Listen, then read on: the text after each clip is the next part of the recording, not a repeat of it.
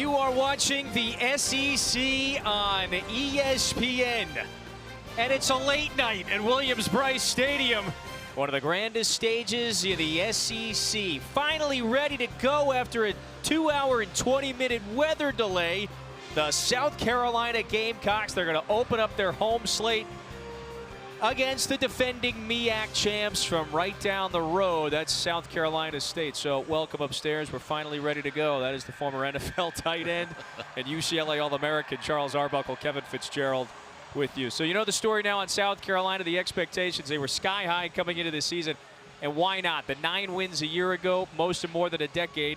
Plus they returned their all-conference phenom. That's Lenoris Sellers at quarterback. Last week in the impressive win against Virginia Tech, he shined. He does what he does. I mean, Lenoris Sellers has improved. You get a chance to see him on tape. You're just amazed at what he can do. And the things are the deep ball. This was phenomenal to a guy that has 10-1 speed. He's still able to not outthrow him, but get him down there. And then when you think you have him in harm's way, you don't. He's able to run through you and run around you. And he has the speed. Watch here where he's going to finish the run. This is what you need out of your quarterback, and your team thrives on it. Just trampling a man right there. That was the touchdown run that opened up the game for South Carolina. 24-11 victory last week against the Hokies. So let's bring in our third member of our crew now, Ashley Stroline's got more on the significance of that win from a week ago. Yeah, guys, for the first time in over a decade, South Carolina football is back in the AP Top 10. The last time they were there, it was 2013. Head coach Shane Beamer says that success starts behind the scenes. It's coaching players the right way, holding them accountable, and focusing on their development. But he also adds it's just as much about showing love and support to his players. And I had a chance to talk with a number of them, including Lenoris Sellers and Nick Harbor, and both of them told me that balance is what makes Coach Beamer so special, and it's what's bringing this team together. And guys, it might have been a weather delay, but it is rocking down here on the field for this home opener. Hey, Kev, you remember those guys in the end zone didn't want to leave. We had one that ran out. He went in the stands. I mean, they were ready to play before the game even started. Sandstorm after dark might be the best version of Sandstorm. They always used to talk about the Pac-12. I think these people here in South Carolina wanted some Pac-12 action. Here we go. Max Kelly kicking it off to Brennan Scott. And South Carolina State will set up shop at the 25. The Gamecocks won the toss. They deferred. So that means Chennis Berry's offense will be out on the field to get things started. Last week in their opening victory against Wofford, Charles, they used 2 quarterbacks. Who is it going to be to start week 2 here? And there it is. The answer is Billy Atkins. For the second straight week, he gets the start, threw for 175 yards in his 3rd career start. He's the 5th-year senior from Baltimore who's going to start this thing here. They'll also use Ryan Stubblefield at times tonight. And we got a flag coming from the back judge, by the way, before we get started. They've been waiting so long, the officials wanted to get into the mix. There was a malfunction of the play clock. Please reset the play clock to 25 seconds. Thank you. That's okay. They're making sure everything is functioning right. I like that. Boy, Lee is he's catching some strays from the fans here who have waited about 2 hours and 23 minutes. Kickoff was supposed to be just a couple of minutes after 7. And so away we go, just shy of 9:30. And so it's Atkins rolling out. Takes a big hit after a minimal gain. Brandon Cisse, that's their veteran corner, comes up to make the stop. Smart, fast, and physical is what Brandon says he wants to be known as. The transfer from North Carolina State gets over there in a hurry. This defense, man, will fly to the football. It was really good talking to Clayton White yesterday, the defensive coordinator, about his group. With all the losses, they still play fast and furious. 5th-year DC, and he oversaw one of the more vaunted defenses in the league last year. Dylan Stewart nearly gets KZ Adams in the backfield. And again, it's marginal gain. Cisse with back-to-back tackles, so it's 3rd and long. We're calling names early of guys that can make plays. And Stewart on the outside 6 with the great hands and gets off. Doesn't make the tackle on KZ Adams, but still able to get there. Third down for the defending MEAC champs right out of the chute.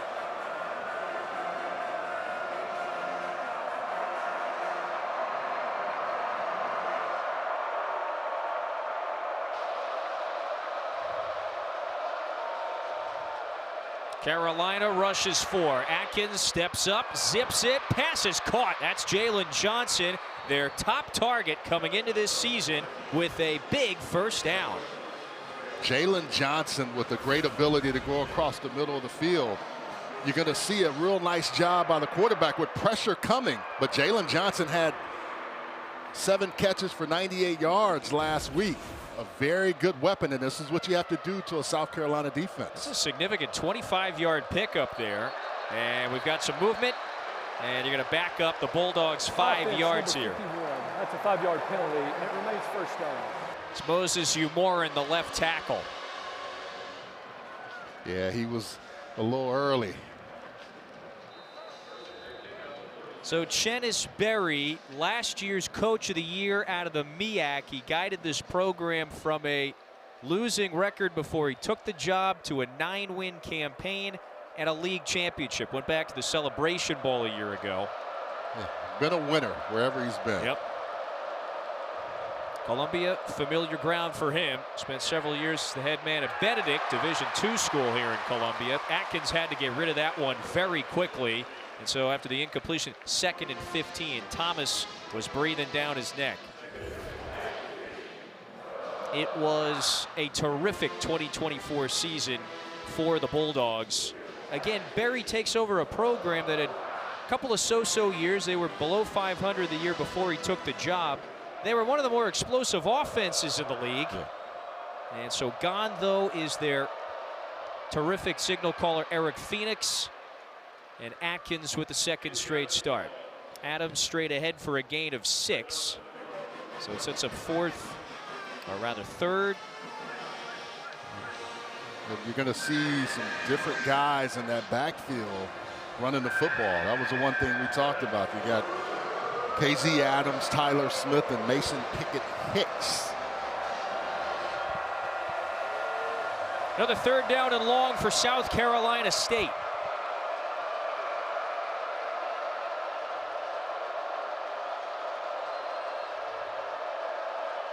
Line to gain is the 38. Atkins, quick drop, lofts it over the middle, little too tall. And he was looking for Johnson that time, so it's 4th down. Yeah, you got a couple of guys down, but he just couldn't quite get the ball to him.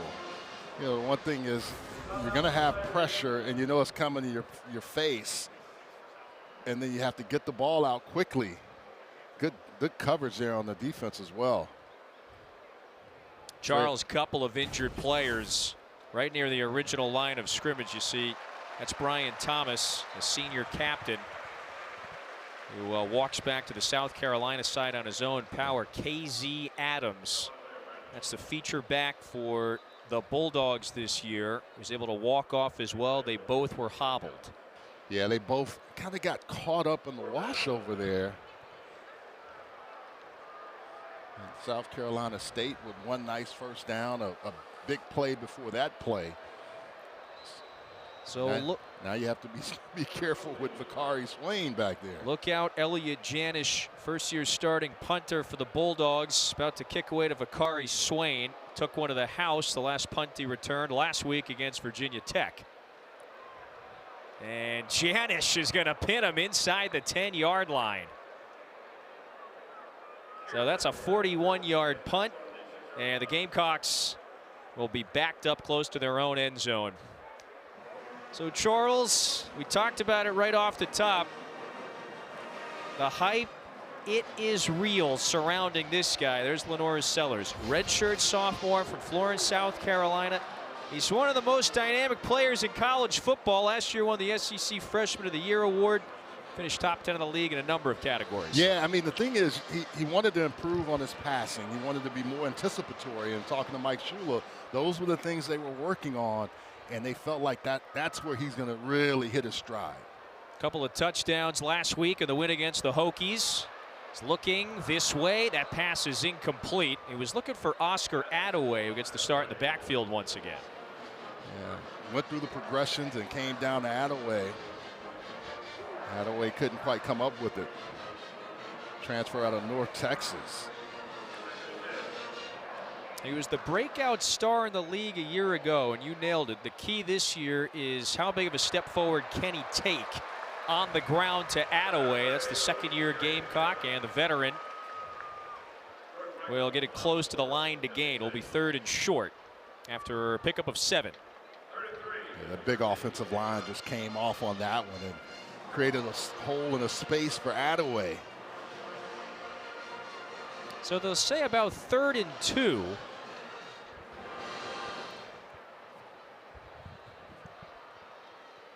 High snap on the ground. Attaway stuffed at the line. And so that'll bring up 4th down. It was Rashawn Washington who led the way, the edge rusher for the Bulldogs. Yeah. When you run on the inside, you better be ready for big guys that can come inside. Rashawn Washington, 44, just comes in and blows everything up, and it allows the rest of those guys to get there. So Mason Love to punt it away. And the Gamecocks, they pick up 1 first down, but then give it right back. Fair catch, and so the Bulldogs will have it when we return at the 36-yard line. 50-yard punt for Love. A couple of empty possessions for each team to start.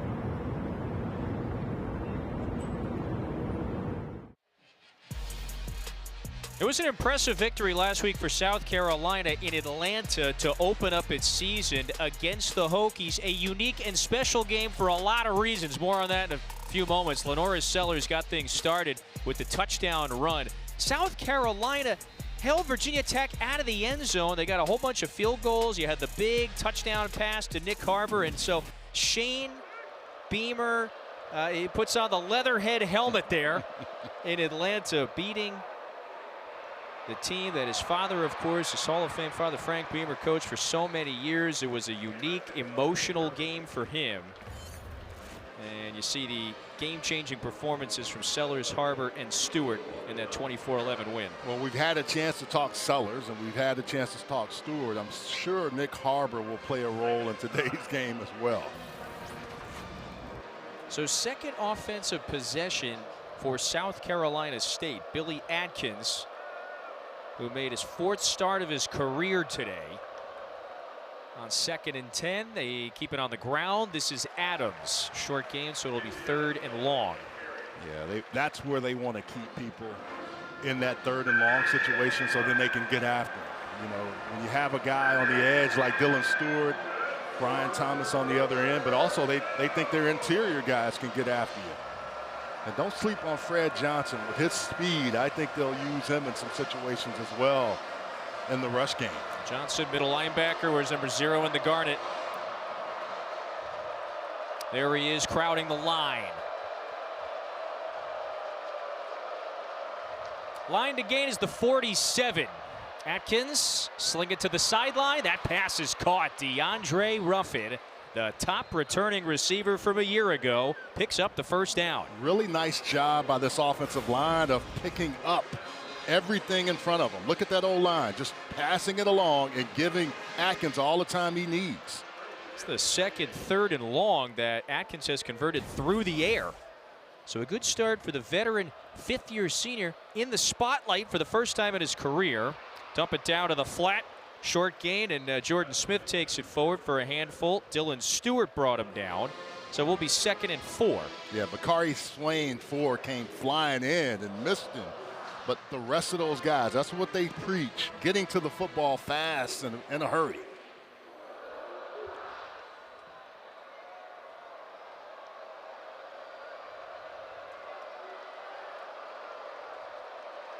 That's a confident South Carolina State early on. From the neighbors from about 45 minutes down the interstate from Orangeburg. On the ground, Adams cut it out. Tried to break it back inside, but then he was slammed. DQ Smith led the way on the tackle. It's a short gain, so it's 3rd and 1. Make it 3rd and 3, pardon. Yeah, DQ Smith, the guy you'll see a lot of. And you can see 4 NFL Hall of Famers over the course of their time. Orangeburg, South Carolina, like you said, in between here and Charleston.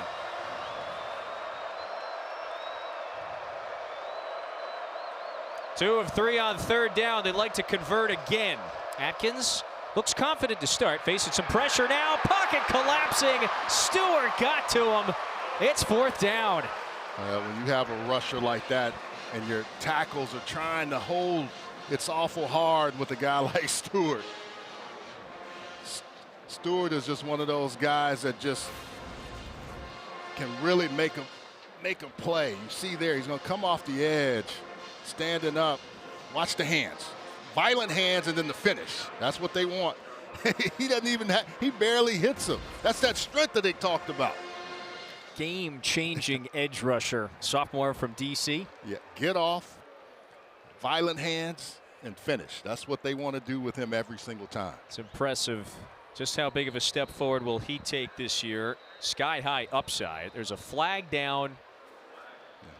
And it should be a delay of game. Delay of game on the offense. 5-yard penalty. Still 4th down. Well, the other thing we were talking about in the open before, he had went and worked with Jadeveon Clowney for a couple of days. He had a friend that said, hey, who should I go work with? Hey, man, Jadeveon Clowney, right? That's a good place to start. Played at South Carolina, right? Yeah. He said so. He worked with them, and I think that really gave him even more confidence. Last year, a lot of teams came after him, double-teamed him. This year, I think he's doing a much better job with strength. You can see it even in the Virginia Tech game.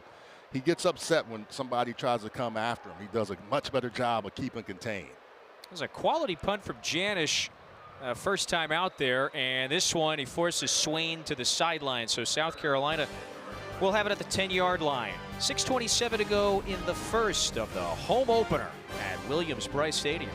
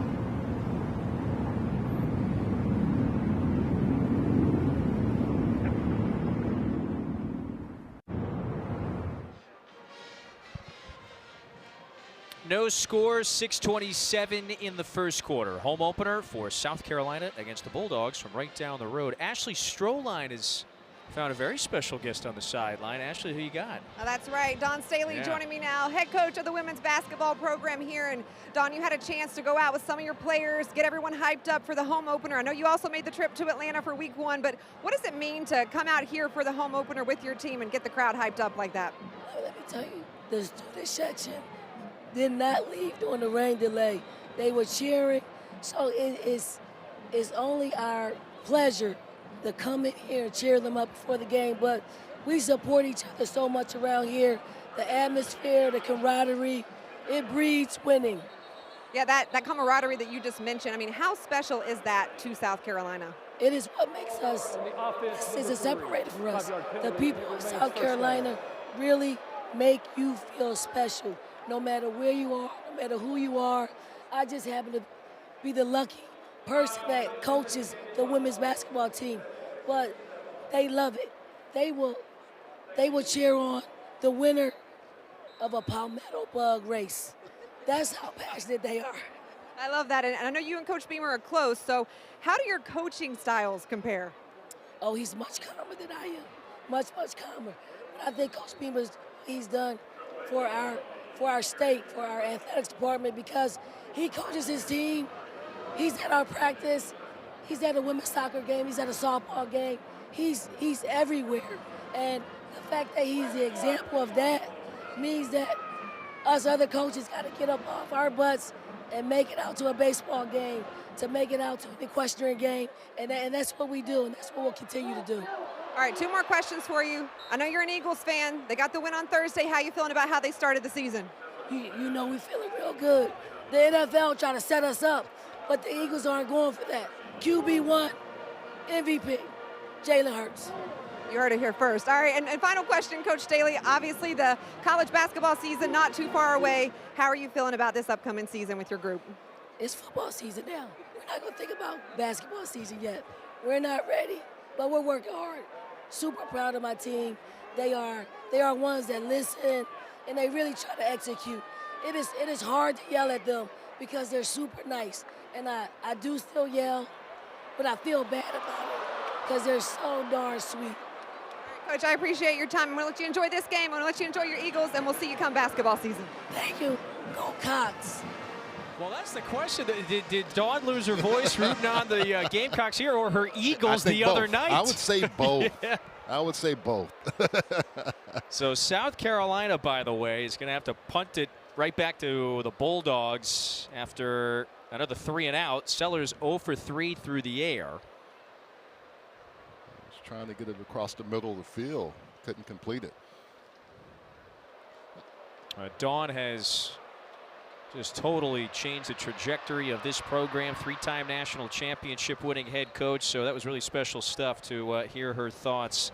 So the Bulldogs will take over near midfield after a 57-yard punt. 5:37 to go in the first.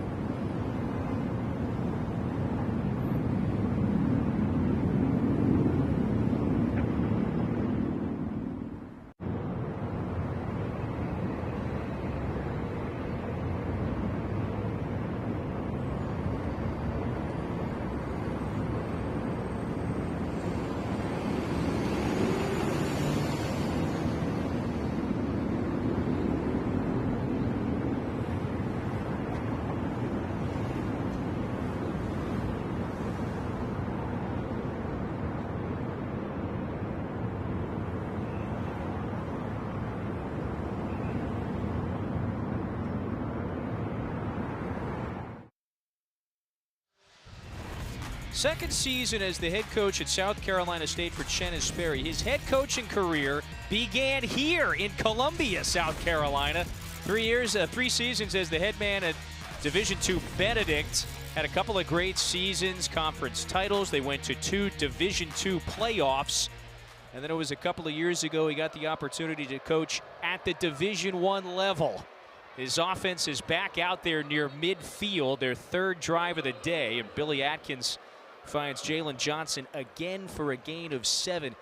Chennis Sperry, last year's Coach of the Year in the MEAC, Charles. His candor and enthusiasm, it is unmistakable. I've had a chance to be around him during the course of his career. I've called the Bayou Classic a few times. He was involved there, but he's been a lot of places, and I was so happy when he got his head coaching opportunity at Benedict, and now you can see it at South Carolina State. 2nd and 3. The tailback is Mason Pickett Hicks. Just too much heat that time.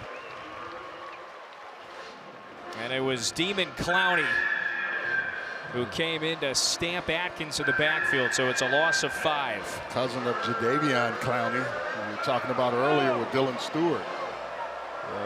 This defense is, they've got some, they went shopping. I was telling Coach White, they didn't go to Costco. They went on laser focus to get certain guys out of the transfer portal. They did a really nice job of filling that up. Got a couple of custom suits, custom built there.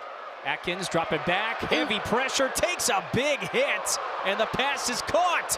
Johnson deep down the field. There's a flag right where Atkins got stamped. Yeah, that's going to be a roughing the passer. Forcible contact above the shoulders of the defense number 30. That 15-yard penalty will be added to the end of the run, and it carries an automatic first down. And this is a heck of a catch. I mean, good concentration and holding on to the football and not letting it go. Outstanding job. J.O. was on. Oh, man, but you have 2 guys in your face and still threw a strike, Billy Atkins. Oh, you saw the helmet of Demon Clowney make contact that time with Atkins' face mask. That is a tough quarterback.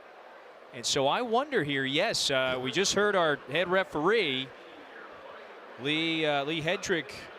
I think the announcement that he made was this could be a replay booth initiated targeting review. That's exactly right.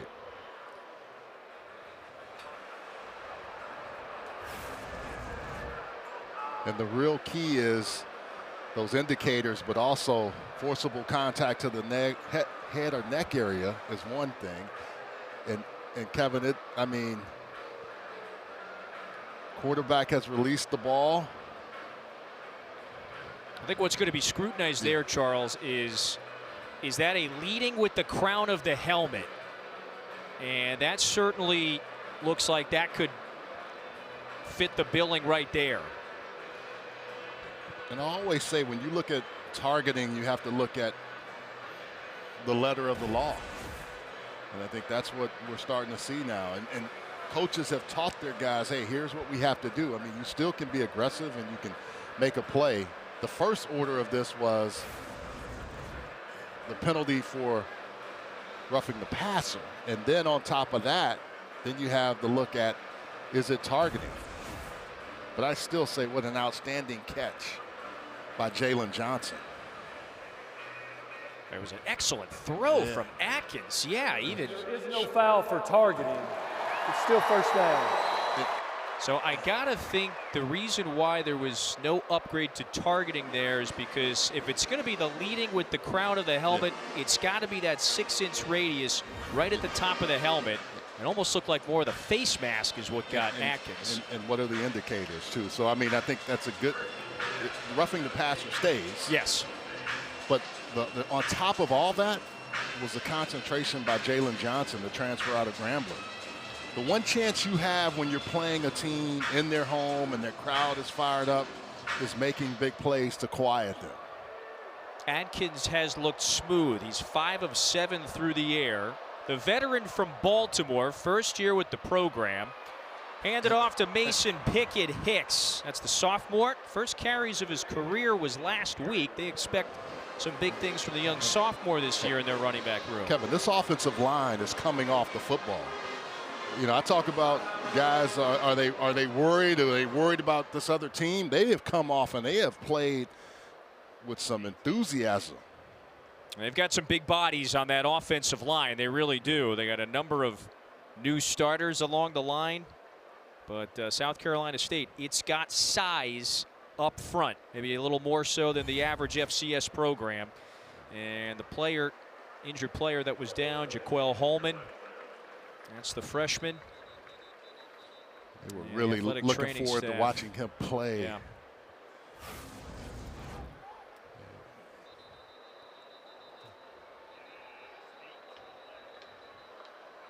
Just one of those, you got rolled up a little bit.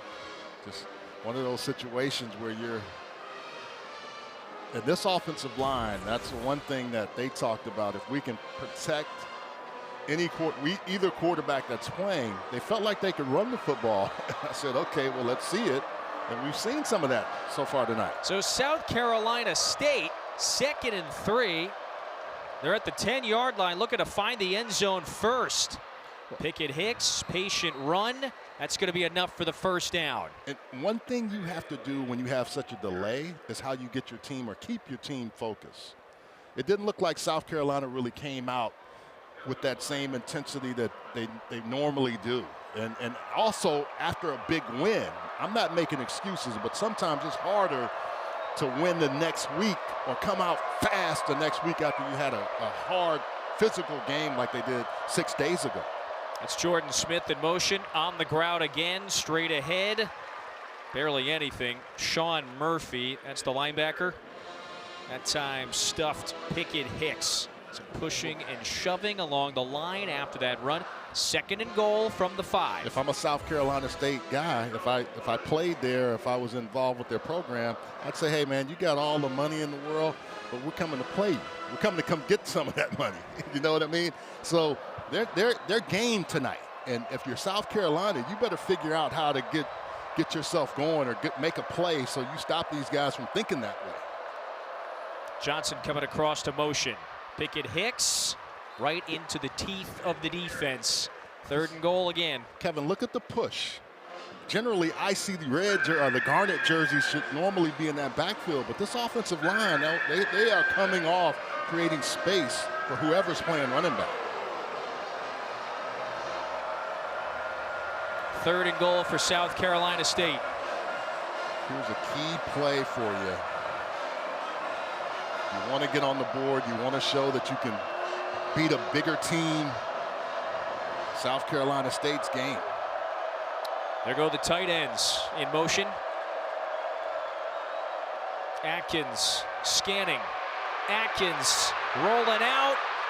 Incomplete. Was facing a lot of pressure. Things started breaking down. It's 4th and goal. And so very quickly the field goal unit is coming on from the opposite side of the field. Good job by the defensive coverage. Look at all those jerseys in the end zone. There's nowhere to throw the football. Atkins just has to evade, and then when he does, he's got pressure in his face. This is the senior from Madrid, Nico Cavanillas-Alti, first year with the program. Pretty good debut a week ago in the win against Wofford. Hit 3 times. And this to give the Bulldogs the advantage. So the visiting MEAC champs strike first, and Chennis Berry with the fist bump there. His club is on the board with 1:32 to go in the first. So week 2 is very close to being in the books here on the SEC side. Let's look ahead to next week. Impressive lineup on the SEC network. It starts with South Alabama visiting Auburn. After that, UTEP faces Texas, who got in the win column today against San Jose State. You see Missouri and Mississippi State are also in action on SEC Network Plus. All right, so the Arch Madness continues, and you see Manning's Longhorns with the victory. Arch was 19 of 30 through the air. That is a big win, by the way, the top bullet for Missouri against Kansas. It was a good battle. Missouri never gets the credit that they deserve, but Eli Drinkowitz he can coach, man. He can coach. And I'll say this is not on that headline, but that South Florida win in the swamp, whoa. Yeah, that was the eyebrow raiser from this weekend. Well, South Florida as a program continuing to turn a corner. Well, you just said it, holding Florida to 16 at home. You got to be ready to play, man. I think now when you can have, like, Tennis Berry has 6 of his guys with him.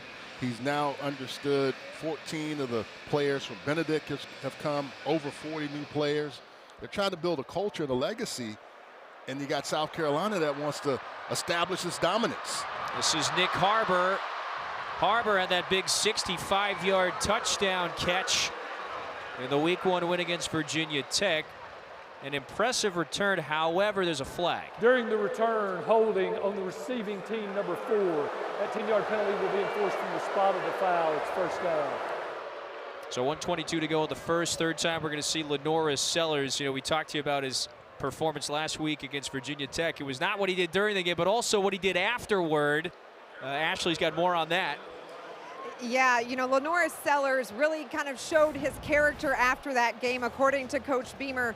Following South Carolina's win over Virginia Tech in Week 1, Lenoris took the game ball and gave it to Shane's dad, Frank Beamer, a legendary coach for the Hokies. He said, I said, Lenoris, what made you do that? He said, you know what? I know what it means for Frank to get to watch his son coach. I know he's a legend. There's so much tradition there because of him at Virginia Tech. I've had a few conversations with him over the last few years. It was great to do that. We had a chance to ask Coach Beamer about it, and he said, I had no idea it even happened until I got on my phone after the game and saw it on social media. He said that's just an example of who Lenoris is. He's very unassuming and always wants to do stuff like that. And Shane's mom said, can you make sure you tell Lenoris thank you? It meant so much to us. That was a really, really special gesture from a pretty special young man. This offense just doesn't look crisp. And that was the one thing I would worry about if I'm a South Carolina. That's going to be a false start, and the O-line as well, Charles. The pitch was not great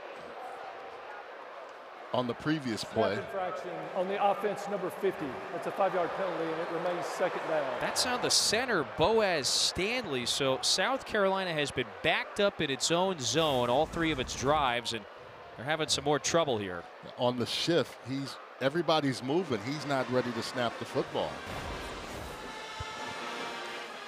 Boaz has 11 siblings. He's in the middle. Got to play cleaner no matter who you're playing. 13 total yards for South Carolina. This is their 3rd drive. They've got 30 penalty yards. That's not quite the balance you want. Mike Lunds makes the stop that time. So South Carolina faces a 3rd and long. Yeah, Mike Lunds, deep in the first quarter here. He got in quickly and was able to stop everything. And this offense has just not played very well. It hasn't been clean. Yeah, a bit of a ragged start, and so they're hoping that the quarter break can maybe jumpstart some things. They'll flip the field. So after 1, it's the defending MEAC champs from right down the road in Orangeburg. They got the 3-0 advantage in the home opener for these Gamecocks.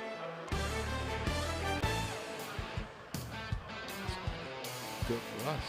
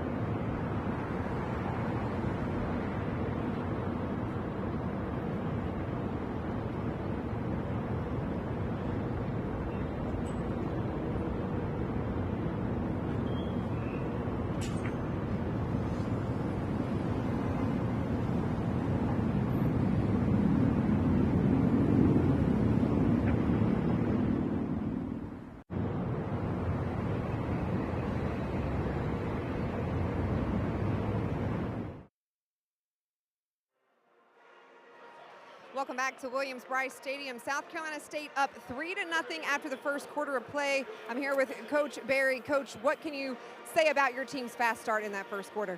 Our young men believe. They know they belong here. We're excited about the opportunity. Our guys are ready to play. We're going to put them in a position to be successful, and they got to go out and make their plays. So I'm proud of their effort thus far in the first 15 minutes. All right, Coach, thanks. Thank you so much. Go Dogs. All right, if you're South Carolina State, you could not have asked for a better start. They look pretty much unafraid, I would say. They're physical, Charles, on both sides of the ball. Another flag here. Number 8. Penalty is half the distance to the goal, and it remains third down. That is the 5th penalty flag on South Carolina. And that's when you practice all week, but have you practiced to the degree that you need to, it shows up on game day. And that's one thing they're going to have to recalibrate, because they have not looked crisp or in rhythm on offense today. 2 3-and-outs, all 3 drives. Lenora Sellers has been dropping back in his own end zone. And they gave up a safety last week. And he just gets out of the end zone. It's a loss on the play, sets up 4th down. And so the South Carolina State defensive pressure has been on display. It's going to be a 3rd punt here. Shane Beamer shaking his head, disappointed. Sean Brown is in position to come off that edge, and you're going to see him show up. He gets knocked around, but then when Lenore Sellers is flushed outside, he's right there. And that pressure from the outside or the inside forces Lenore Sellers to get out of there. He had a safety last week. He didn't want another one this week. Charles, I suppose I'll bring it up. We were supposed to kick off at 7. At about 5:30, hour and a half before kickoff. That was our first lightning delay. The teams had to go back to the locker rooms. The rain came at 6:30. So we wind up getting started about 2.5 hours late. How much is that factoring in?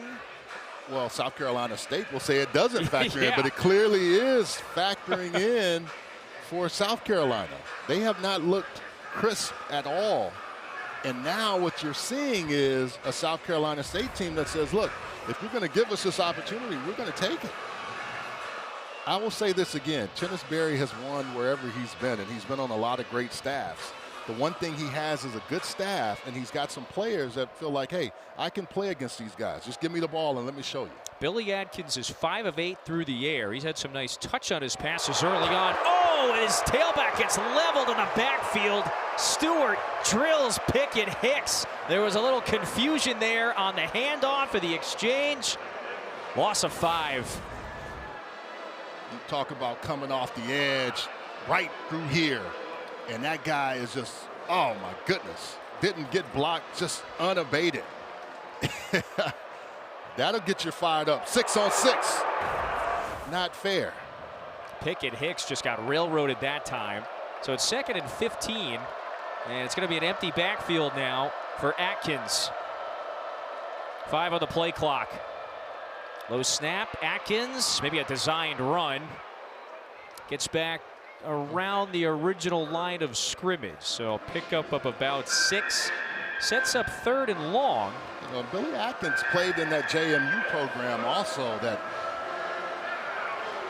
did a lot over the last few years. All of those guys that tended to go to Indiana, he came to South Carolina State when things changed, but he is really showing something tonight. In the spotlight for the first time in his career as a starter.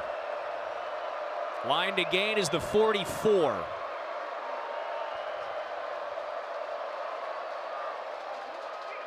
Atkins lets it rip. Pass caught. Looks like it's Johnson again. The ball might be free.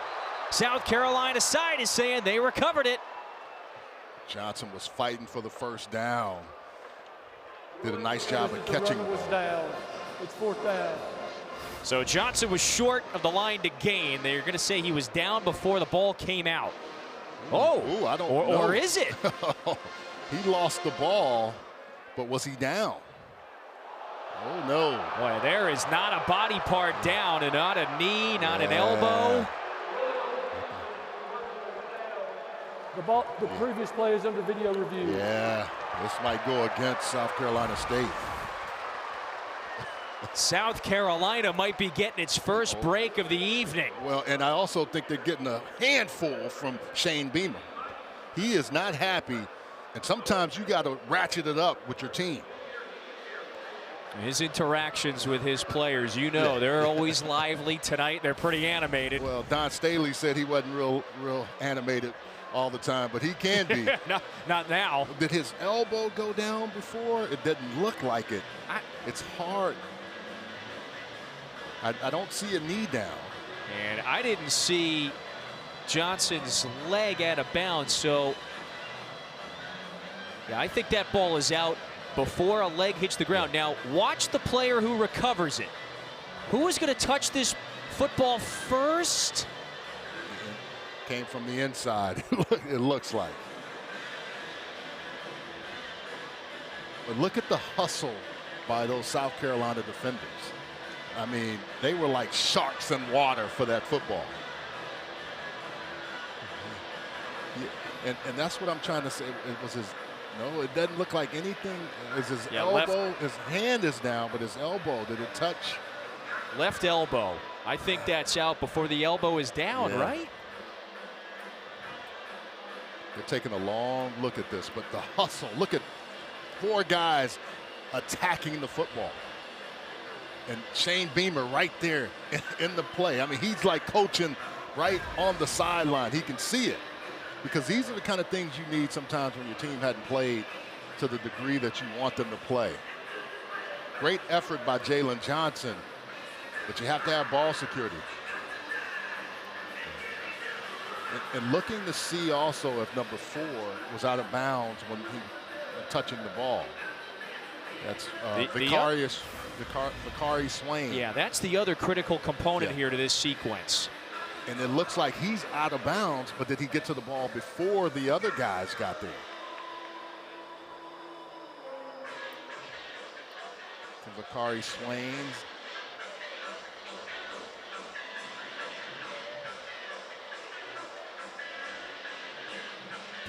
Boy, there were a number of elements on that play that are very, very close. First off, just the fumble and the recovery.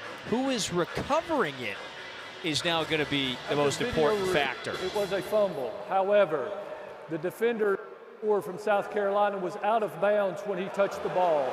Therefore, it is a forward fumble out of bounds. The ball will be returned to the spot of the fumble. It will be South Carolina State ball at the 46-yard line.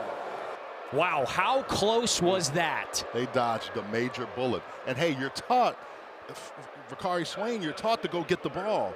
You don't care where you are, but right there, it hurts them because he has all those other people, because the ball's just sitting there. Wow. So it's still a 4th down nonetheless, and South Carolina State is going to punt it away. So the real drawback for South Carolina is it's could potentially lose out on some field position here. So close. This is Janish, and it is Swain. Signals for the fair catch. And it will be 1st and 10 at the 20 for South Carolina when we return. Boy, the Gamecocks offense trying to get a little jolt.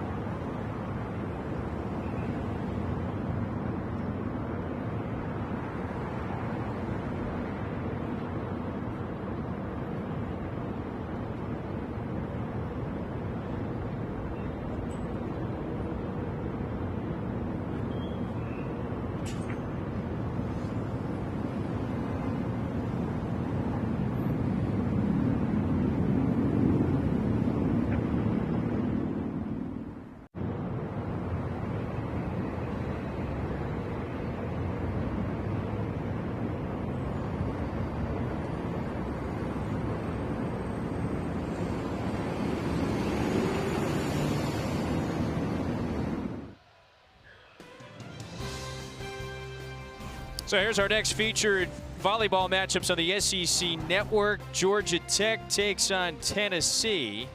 The Food City Center in Knoxville. That's Tuesday at 6:30, followed by Florida State and Oklahoma the following day at 7. You can catch them both on the SEC Network. Home opener, Williams-Brice Stadium for these 10th-ranked Gamecocks. First quarter, it was a little ragged. 3-0 lead for the defending MEAC champs. Razul Faison is the tailback for this series for the Gamecocks. And so, Charles, you can see what South Carolina has done its first 3 offensive possessions. That play right there gives you more yards than you've made so far in that first quarter. 3 and outs don't help you, and it doesn't give your defense a chance to get what they need to do. Offensively, what did I say in the break? Run the football, establish that again. So back on the ground, or rather Sellers pulls it this time, darts it over the middle, and it's Donovan Murph, the freshman, who makes the catch. RPO, getting outside, giving them a chance, and that's what you want to do. Lenore Sellers really does a nice job moving and throwing the football. Now you're getting that rhythm that we talked about. First down for South Carolina comes at the 11-minute mark in the second.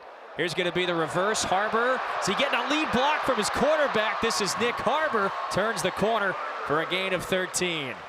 I have never seen a guy that big except for Usain Bolt, and I'm not trying to put him in that category, but when you run a 10-100 meters on the football field, it looks like you're going even faster. Nick Harbor, the dynamic, athletic, 6'5" wideout. They're going to get him in space. They want to make sure they get him the football any kind of way they can. Sellers rolling the pocket, trying to evade the pressure. South Carolina State was trying to run him down. Sellers was tight roping the sideline, and his throw was incomplete. One thing Sellers will do is keep his eyes down the field, and then when he decides to run, he will run. In that particular play, he was running out of real estate and had to get rid of the football. The pressure coming from the inside, Dunham on him. He throws the ball late, but it's Harbor is out of bounds. Harbor sometimes struggles with catching the ball cleanly, but he's getting better. That's one of the things he wants to continue to work on. Former All-American track star left the team to focus entirely on football. Sellers, little antsy in the pocket, taken off, finds the corner, and he's got enough for the first down. Ushered out of bounds that time by Jabin Ford. Move the sticks. Well, he's going to go through his read progression. Look, he starts over there, comes in the middle, doesn't see anything, and then this is where he says, okay, I got to go, and he gets going. And he's such a good athlete when he gets an open field. And sometimes it looks like he's antsy, but he's really working to get his feet to go where he wants to throw the football. Sellers has largely tonight has not had many clean pockets either. He had a problem with that last week, and now with the clean pocket, well, that's there's what you one. can do. Yep, finds his man over the middle. That's Vandrevius Jacobs. Jacobs very close to the first down before Shamari Reed knocked him down. Gain of 9. That time, like, it was clean. Everything was right there for him. He could just pick where he wanted to go. You got a crossing route. You get it in to one of your other Jacobs' hands and let him do some work with it. Wasn't targeted in the win last week, so that's his first catch of the season. Back on the ground. Faison was patient, waited for the hole to open up. That's another first down. And again, what are they doing? Committing to the run to set everything else up. Faison, 1,000-yard runner a year ago at Utah State. Earned that extra year of eligibility. Was a long wait and a long process before the NCAA finally granted the waiver. So he's back for one more year. Sellers trying to heave it. And that's out of bounds. Mike Lunds, that's the second time that the big edge rusher has gotten to Sellers. There's nobody to block him on the outside. He comes clean. He's going to come off the edge and just, there's nobody to block him. And Sellers doesn't even have a chance to get in position. Sellers just 2 of 7 through the air to start. 2nd and 10, line to gain is the 15. That's Mazio Bennett in motion. Sellers wings it, a little too tall. Pressure again. This South Carolina State defensive front is doing a nice job of getting after the quarterback. You can see there, just doesn't have the time, and that's probably one of those where he wants to just take a little off of it.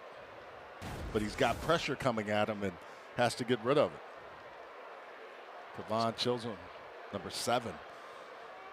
Couple of first downs on this drive for the Gamecocks. They have yet to convert a third down, and there's just nothing there on the short side of the field for Sellers. So it's 4th down, and they're going to spot it around the 25-yard line. William Joyce last week connected on the lone field goal that he attempted in that Virginia Tech win. And so he will be out there for a 45-yarder. So Joyce, the redshirt senior from Spartanburg, program veteran, finally earns the opportunity to take over as the starting place kicker. So this to tie the score midway through the second. This one is a little wide. No good. You can see it on his face. And you got to be happy if you're Chennis Berry. And so the Bulldogs will hold their 3-0 lead. It's been a little frustrating first half for the 10th ranked Gamecocks in their home opener.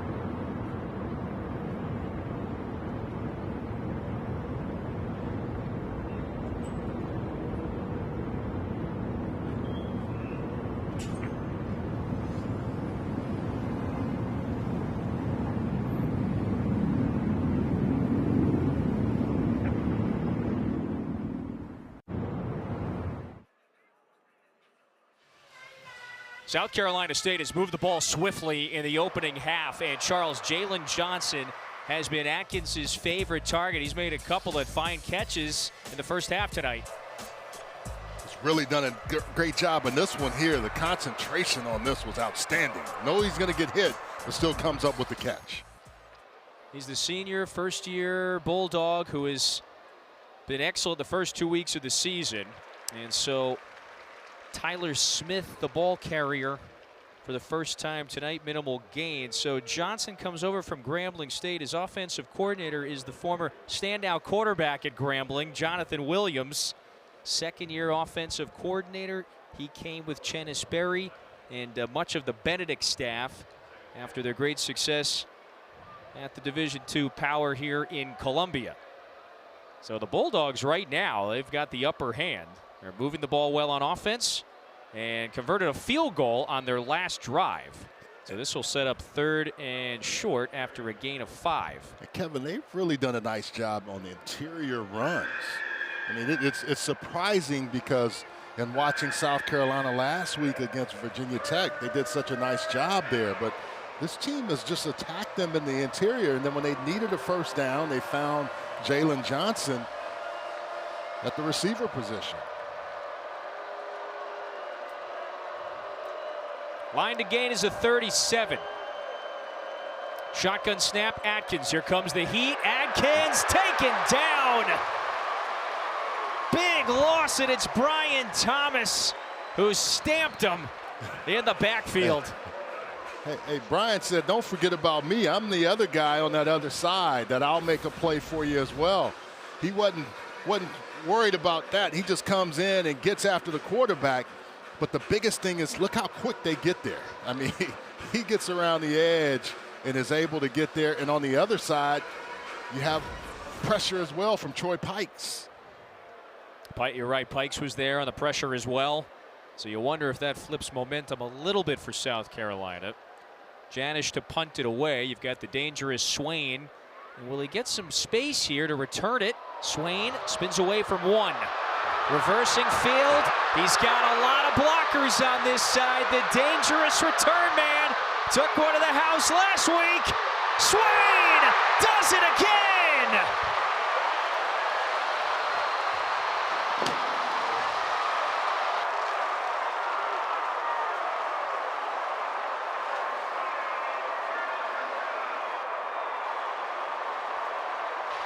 "64 yards to the house to put the Gamecocks on the board." When you need a big play, if you kick it to that side and you don't keep him there, look at this wall of Garnett going over there. When you have that train and you know this guy can take it to the house, we did one last week. We're going to get you one better. Look at the blocking out front. Outstanding job on the return team, and that's where you get your momentum. Look at this block here.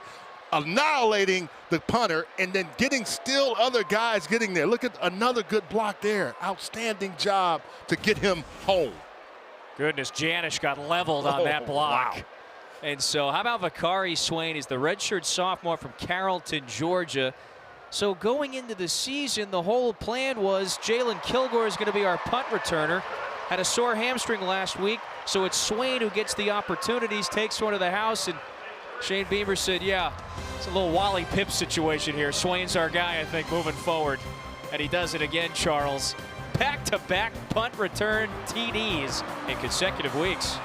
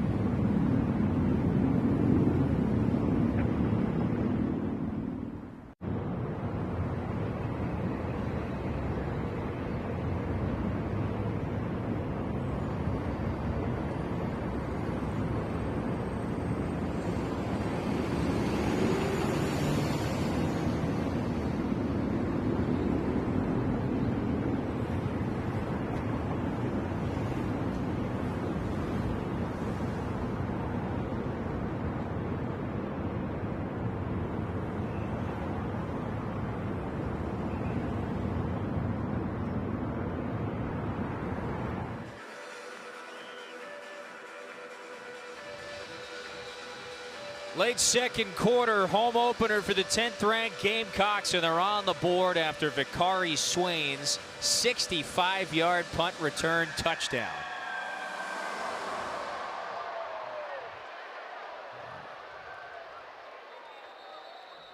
Sound familiar? Didn't last week against Virginia Tech. This one 80 yards to the house, Charles. Well, and when you have guys that are out there that are looking to make blocks and help you, that's the thing you want to, that's what you want to have. You want to have your starters and guys that you know are excited about doing it. And then look here, 1, 2, you got two guys there that are coming. Eric Rice with the big block, and then Goodwine with another one. Those are outstanding plays. Goodwine is your starting defensive tackle. Yeah, that's a great point, partner. There is a pride for these South Carolina players to excel on that special team side. Billy Atkins over the middle. His first pass is deflected a couple of times there and incomplete. There's a flag on the near side of the field.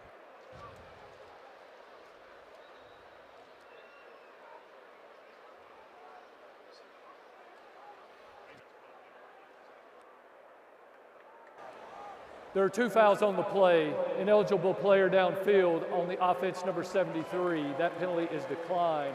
Holding on the offense number 55. That penalty will be enforced 10 yards from the previous spot with the replay of first down. That's the freshman Marsh.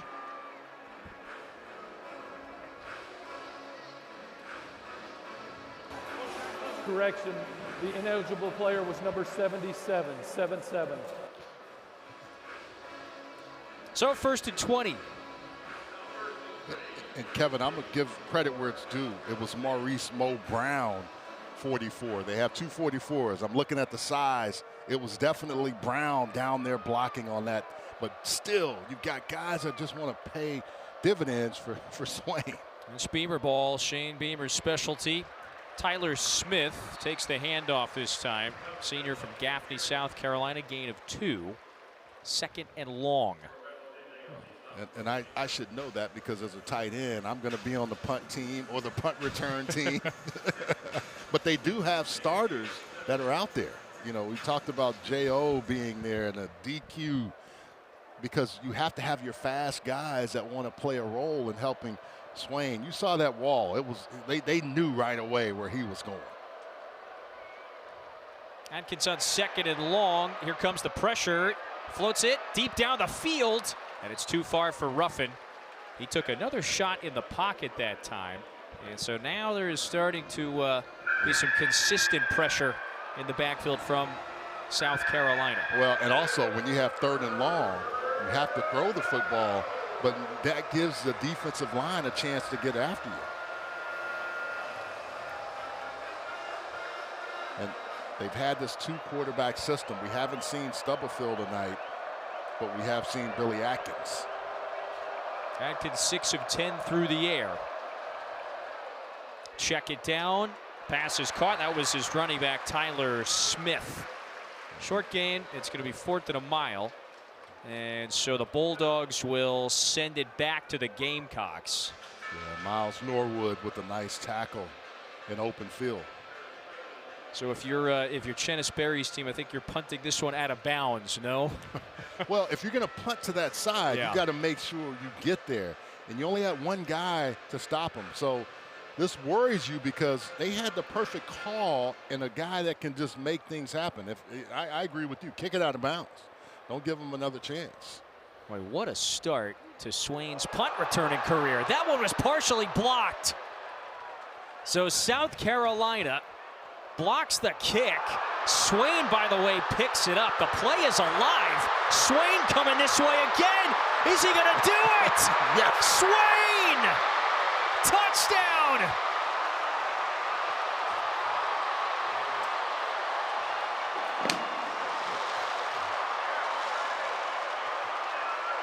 The major mistake by them is not getting after the football. And you're so worried about punting to him that you don't pay attention to what happens when they're coming after you.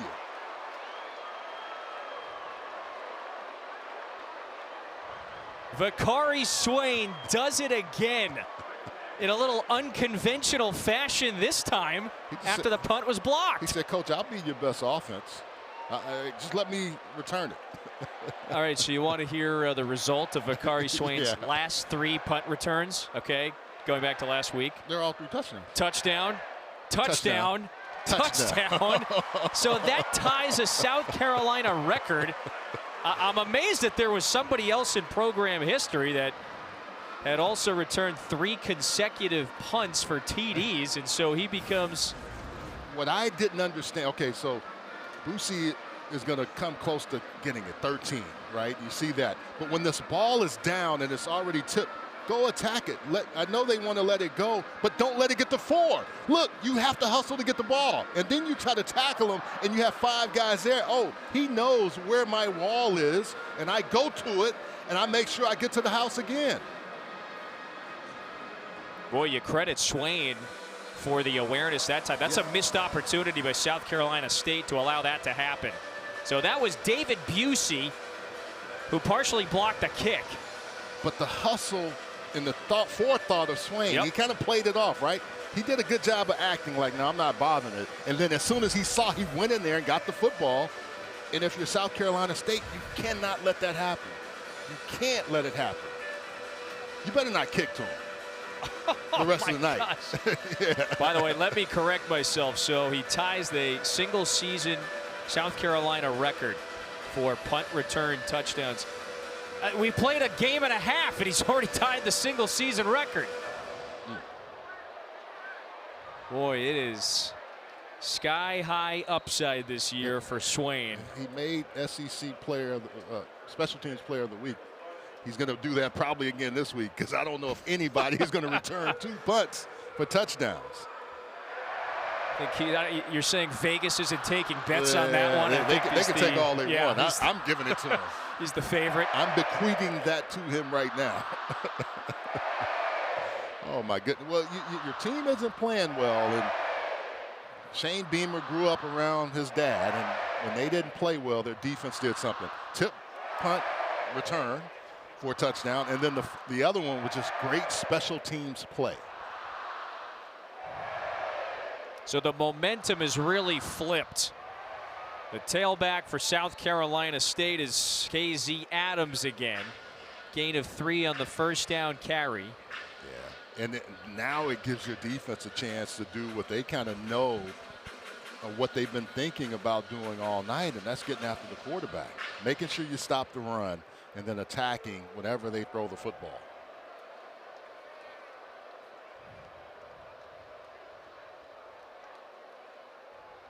Adkins rolls the pocket, zips it. Johnson got his feet down, and the pass is caught. So it'll set up 3rd and short after a short gain of 5 on the play. Leach on the coverage. I'm impressed with Jalen Johnson. He has no fear. You can see it in his eye. He's ready. He's ready to go. So 2-minute timeout would be coming up here. South Carolina State does not have to run a play. 3rd and 2.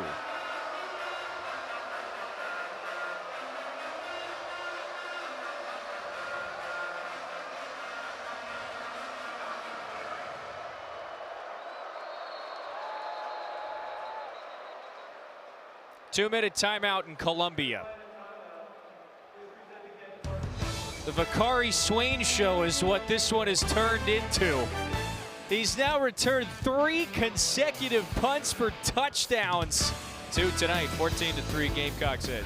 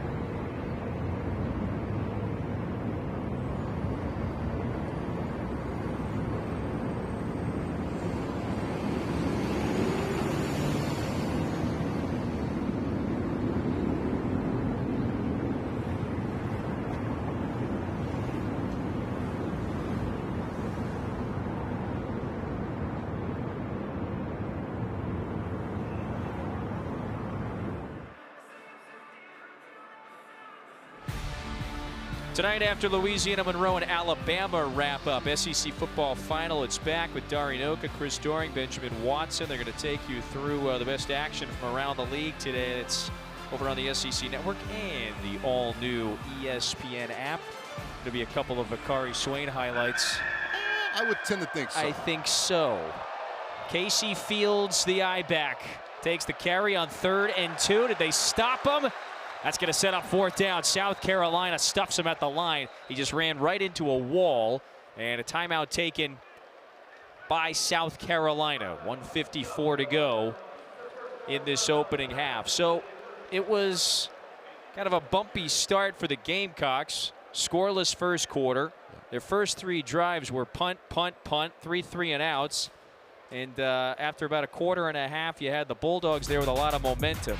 Until everything flipped. Makes one guy miss, makes another one miss, and then he knows where to go. His wall. You can see DQ Smith, #1, leading the charge, but he also has some other guys. Eric, it is so good when you see guys hustle and make plays. Now this one, watch how he kind of plays it off. Okay, y'all like, okay, it's mine, and makes another guy miss. And then again, that wall we talked about, getting outside, allowing him to get down the field. Eric Rice and Maurice Brown on that one play, and then all those other guys on the other play. And so in the shocking move, Shane Beamer's going to send Brian Rowe back there to return this one. That's the freshman from Concord, North Carolina. So Janish does get it away cleanly.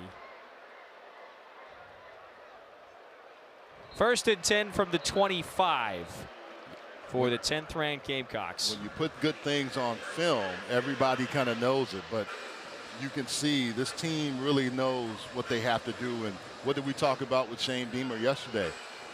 I coach special teams. I coach it pretty hard. So he has to be excited about what his team is doing from a special team. That's what he says. He says, it's my baby. Yeah, it's it has been for a long, long time.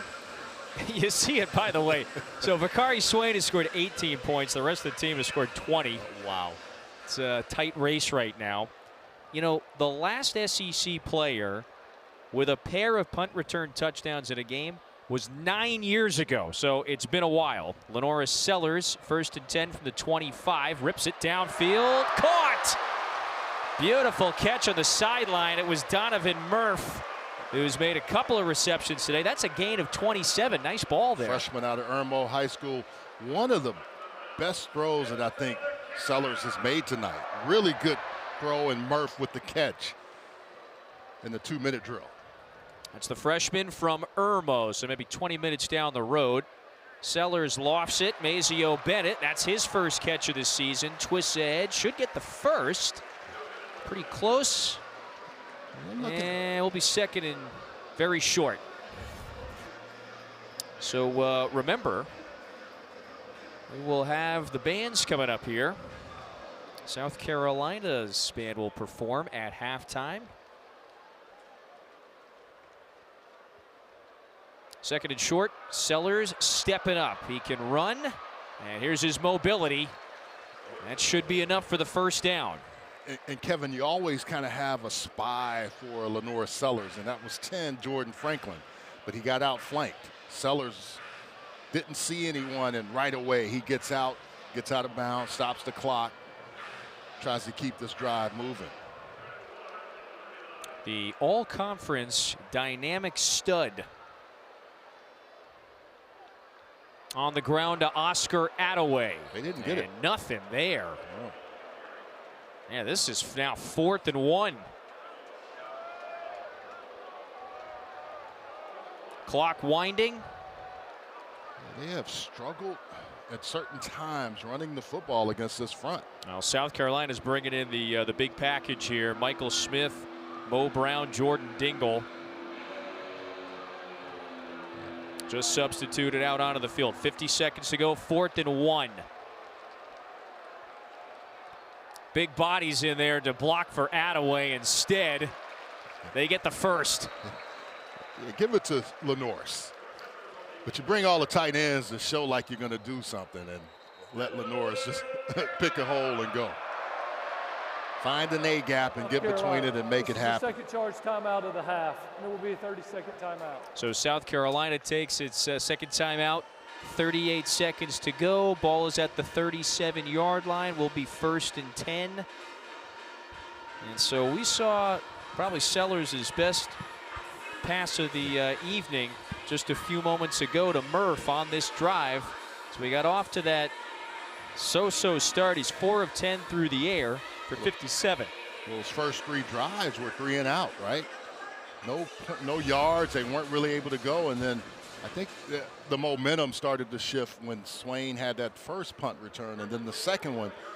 These aren't the numbers that he wants to have, but I know he's working on it, and he's looked a lot better these last few completions.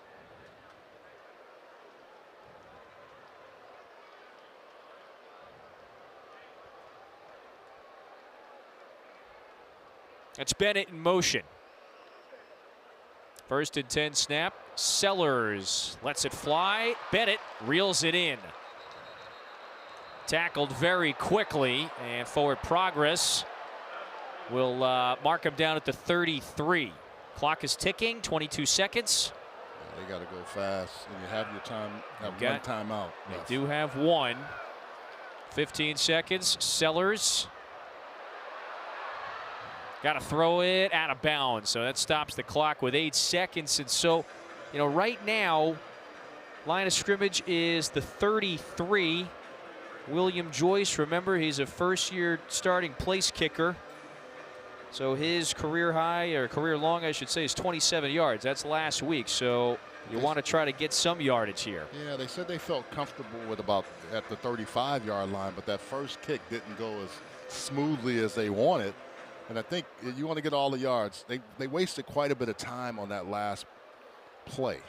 Took a lot longer for them to get set. Sellers quickly to the outside. That's Attaway. They pick up a couple out of bounds at the 31. And so if they send Joyce out here, it'll be about a 48-yarder. And I thought they were going to use that timeout or clock it because they had enough time, but this is getting him closer. So remember, Charles, he missed from 45 earlier. So this is officially going to be a 49-yarder from the right hash. South Carolina State, or rather South Carolina. It's their first charge timeout of the half, and it'll be a 30-second. No, it is the Bulldogs that used their first timeout. Try to ice them with 3 seconds to go.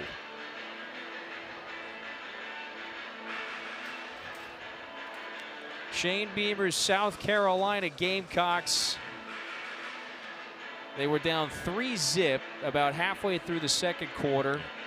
Then the consecutive punt return touchdowns for Vakari Swain to try to add 3 more here before the break. I mean, what's going to be perhaps the biggest area of concerns for you after 30 minutes here?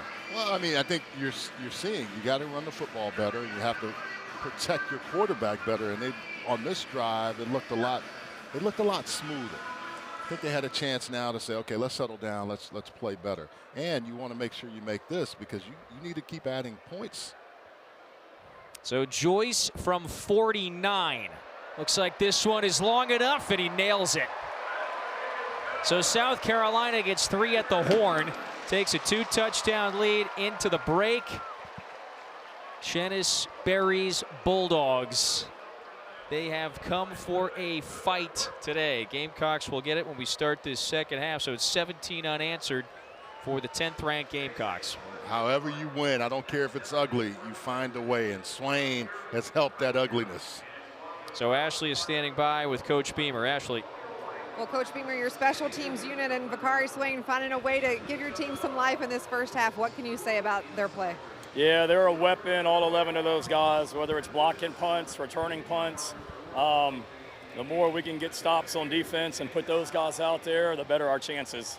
What's the key to having all 3 units on the same page in the second half? Yeah, we need to figure it out because we're pretty pitiful right now offensively. Obviously, that last drive was good to get points, and the drive before that, we missed a field goal. So I think early in the first quarter, field position was killing us. I mean, I think the first 4 drives, we were inside our own 20. That's tough sledding, but we certainly need to be a lot more efficient than what we've been those first 30 minutes. Coach, thanks. Thank you.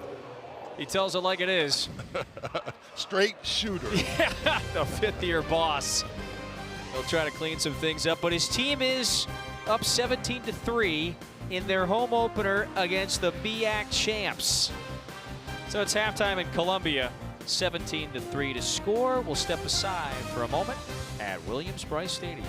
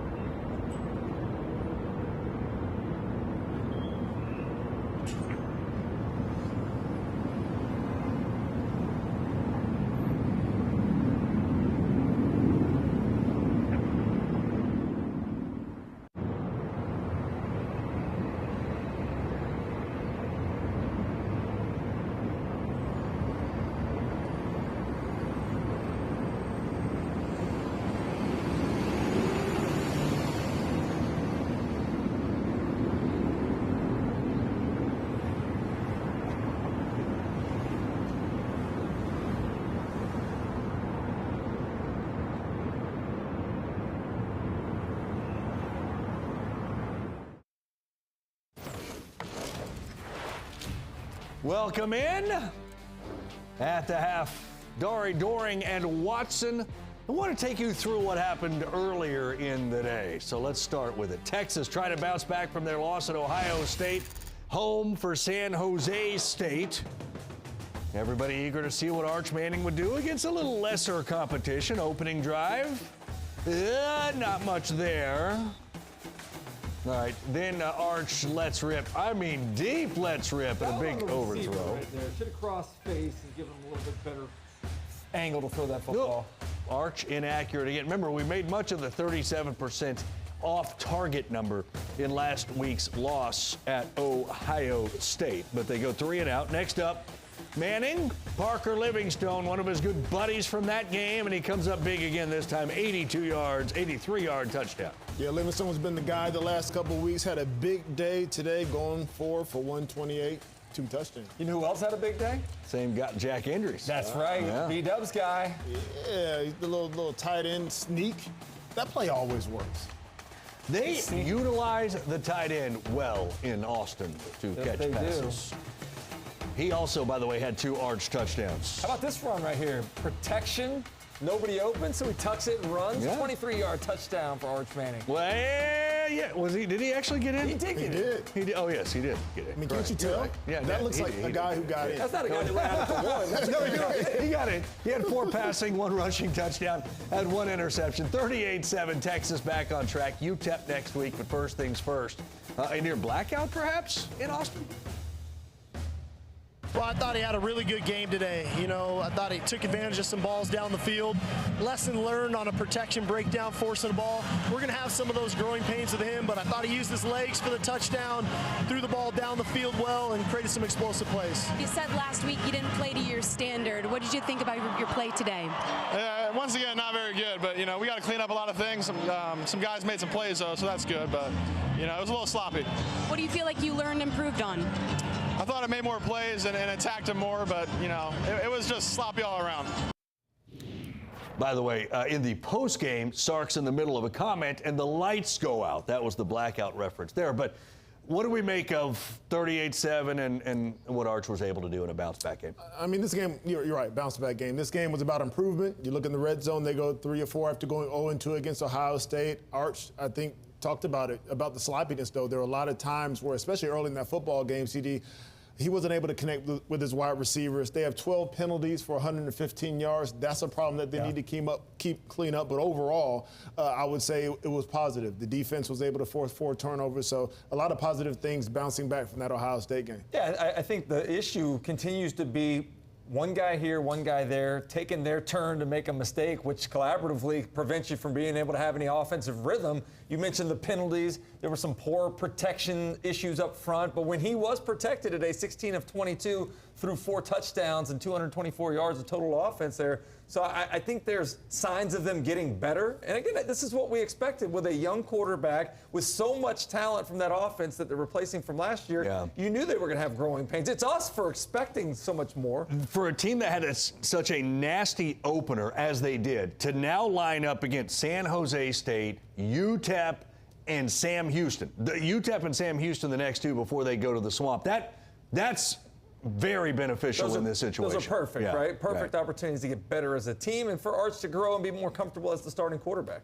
Yeah. Thing is, you're starting to see, I mean, you mentioned all of the talent that went out the door from last year. You're starting to see the guys that he relies on, especially offensively, whether it's injuries, the tight end, Jack Indries, who came over from Cal, whether it is Livingstone. You know, you're seeing that relationship start to be built with those wide receivers because you're right. It's difficult when guys go out the door. But, again, I think offensively, the offensive line specifically has some things that they need to tighten up. All right, let's go to another big game from earlier in the day. As the Border Showdown. They haven't played this since 2011. Kansas and Missouri, they do not like one another. In fact, Missouri got a big basketball win over Kansas earlier in the season, and it meant a lot. Meanwhile, Bo Pribula to Kevin Coleman Jr., and Coleman takes it 50 yards. This was after Missouri was down 21-6, came roaring back to tie it up right before halftime. Yeah, 21 apiece, third quarter. Jalen Daniels, 6th-year senior, to Deshaun Hanukkah for 14. That would lead to a KU field goal. They take a 24-21 lead, and then Pribula, who Daniel That's blood. That's time right there, man. Right in the bucket, right over that shoulder. Great catch. That's difficult to track the football in the play like that. It is. And then, hello, Brett Norfleet. Norfleet. I think I'm going to say that every single time. Old, reliable, 7 catches, 76 yards, and 2 touchdowns from the big tight end today. 28-24, and then Jalen Daniels lets loose on a big play on 2nd and 10. I don't think I've ever seen a guy go lower. Right, completes to Emmanuel Henderson. Armadillo. Took out the bottom of his shoes, and then he finds Hanukkah one more time, 6 yards. So we've got a 3-point KU lead. The Border Showdown living up to all the hype. Pribula, Norfleet. That's that second touchdown B-Dub mentioned. 9 different receivers or pass catches for Pribula. Did a fantastic job and brought for 334 yards distributing the football. Yeah, How about this run game? This was a defense that had only given up 90 total yards rushing in 2 previous ball games. Missouri went off today. The dual threat of Roberts and Hardy did majority of the damage outside of what Pribula was able to do. Yeah. So I guess it was a balanced offense in general. Jamal Roberts runs for 143, 11 yards a carry. Ahmad Hardy runs for 105. Kevin Coleman catches for 126. Pribula throws for 334. All kinds of individual performances in the Missouri victory. Texas A&M, home for Utah State. A battle of Aggies the week before A&M heads to face the Fighting Irish in South Bend. Marcel Reed doing it A lot of different ways here. This time, drops, fires, 34 yards to Terry Bussey. That's a beautiful throw. Yeah, that was a beautiful pass by Reed. We talked about how he's improving in the passing game. It wasn't all great all the time, but he definitely showed some improvement. How about a little Marcel Reed there with the touchdown run, and then he finds Casey Concepcion. Yeah, one of his 2 touchdown receptions today. You talked about the balanced offense that Missouri had. I thought A&M had a lot of different weapons that were being utilized, specifically in the first half. You don't often see a highlight of 3 straight plays by a defender, but how about 3 straight sacks by one Cassius Howell? What? Yep. Oh, look at that. 2. Like Sesame Street. I mean, they're going to give the tackle some help here, right, B-Dub? And they found the weakest link. That's not like a spliced together highlight. By the way, that's 3 in a row. 3 consecutive plays. Yeah. Yes, one guy, 3 in a row. And he has no shoes. What was that guy? They're taking him to the lake, right? Don't they throw him in the lake? I think that was a left tackle for Utah State. Do they really? I think there's some like goalposts in Nashville. They just throw them in the lake. I think so. Not very nice. Reed goes for 220 and 4 total touchdowns. Did leave the game with what appeared to be an injury, but it's believed to be very slight and no issue moving forward into that game at Notre Dame. 44-22, your final for the Aggies over the Aggies. How about we head to Knoxville? All right, Tennessee ready to light up thy scoreboard against East Tennessee State first quarter. Joey Aguilar, Chris Brazzell, 21 yards. Second quarter, Joey Aguilar. Let's fly. 2 volunteers. How about the 5-star Mike Matthews going up and getting the football high point and then spiking it without the penalty? No. Here's a little number for you, though. 72 points. That's the most they've ever scored in a game in the AP poll era. 72 points. Really? Yeah. 72 points. All right, when we are all done with the games, you know where to come. Find us right here. SEC Football Final will take you through the entire day. 15 games when it's all said and done. All right.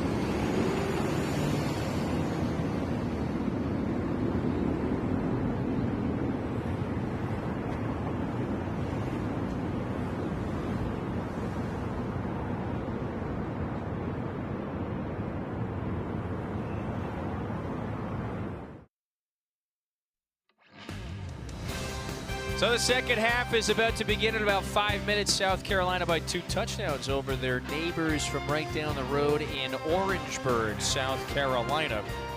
17 unanswered for the Gamecocks, have them in front. Let's spin around the SEC. And Charles, the big headline final score right now that just went final a few moments ago. Blake Shapen and Mississippi State, they KO a top 15 ranked Arizona State team in Starkville. That was a huge win for them. I mean, that was an opportunity for Mississippi State to really show something with A-State coming in with the 12th ranking. And I also say, look at Vanderbilt, who will be here next week. Boy, that was a close game. It was. Until it wasn't. It 44 for the Commodores. I thought it was 20-10 at halftime. Yeah. And then look at what Vanderbilt was able to do in the second half. And so, yeah, that's a little collision course here. South Carolina opens up SEC play next week against those Commodores. And they're going to have to keep an eye on Vicari Swain because he's now got 3 punt return touchdowns in a game and a half to start the season.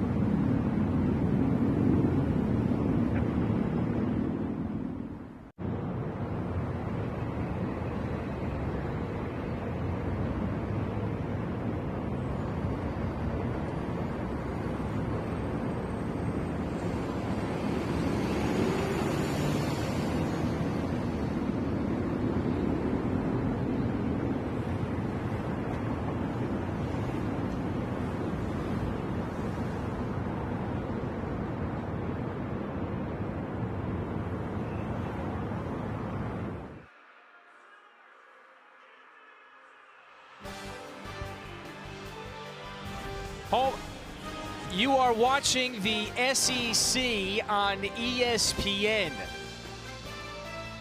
Home opener for the 10th-ranked Gamecocks at Williams-Brice Stadium. And they've got a 2-touchdown lead. And where would they be without the special teams? More on that in a couple of moments with Charles Arbuckle. That's the former All-American at UCLA, Kevin Fitzgerald, with you. So South Carolina State, the reigning MEAC champs, FCS program, they came in here pretty fearless. They scored the first points of the evening. And South Carolina, they needed some magic. They got a spark on the special team side of the ball. Well, we saw it last week with Vicari Swain, so I figured he would come in and do it again, but not once like this. And guys out front doing a nice job of blocking for him, making sure that he had all the protection. and got into the end zone. And then again, this is where South Carolina State has to be better, but he takes advantage of it, goes there and picks the ball up. And if he's not tackled right away, then he has a chance because his team is going to really block for him. They're going to get out in front and they're going to let him do the rest of the work, but they know when they give him any opportunities, he will make some things happen. 3 punt returns for touchdowns on his last 3 returns. The Division I or FBS record is 5 in a season. He's got 3 a game and a half into the year. And so Nico Cavanilis-Alti to kick it away. South Carolina up 2 scores. And that one does bounce out of bounds, so we'll see the flag. South Carolina will take over at the 35. Free kick out of bounds on the kicking team. The ball will be placed at the 35-yard line where it will be first down. And the Gamecocks needed it. You can see South Carolina State held their in-state foes to just 108 total yards. That's all, and most of those yards coming on their final 2 drives of the half. Yeah, 0 for 3 on 3rd downs. They just didn't play clean to start the game. I mean, 0 for 6, excuse me. They didn't play real clean, and the special teams unit really did a nice job of keeping them in that game. So Lenora Sellers, who was 6 of 13 through the air in that first half, pitches it out to Razul Faison. His first touch here in this second half, short gain. That's Josh Barker, who comes in leading the way, in addition to Charles Arnold. Yeah, Charles Arnold out of Coastal Carolina, one of those transfers. Faison trying to break through and picks up 6. So 3rd and short. I think in this half you have a healthy dose of Faison, Attaway, whoever's playing that running back position, and really just establish a dominance, especially after getting such a big lead. But we got to give a lot of credit to the South Carolina State defense also. They old school pursuit, they drive sleds, they attack the ball, and you can see it tonight. Sellers with a lot of time, lofts it over the middle. That pass is caught, and Michael Smith has got his first catch of the season. That's the sophomore from Savannah, Georgia. Yeah, Michael Smith gonna set right over the middle, turn around. Brendan Scott comes in, and let's hope he's okay. The athletic training staff very quick to get to Brendan Scott. Senior out of Florida, transferred from Temple.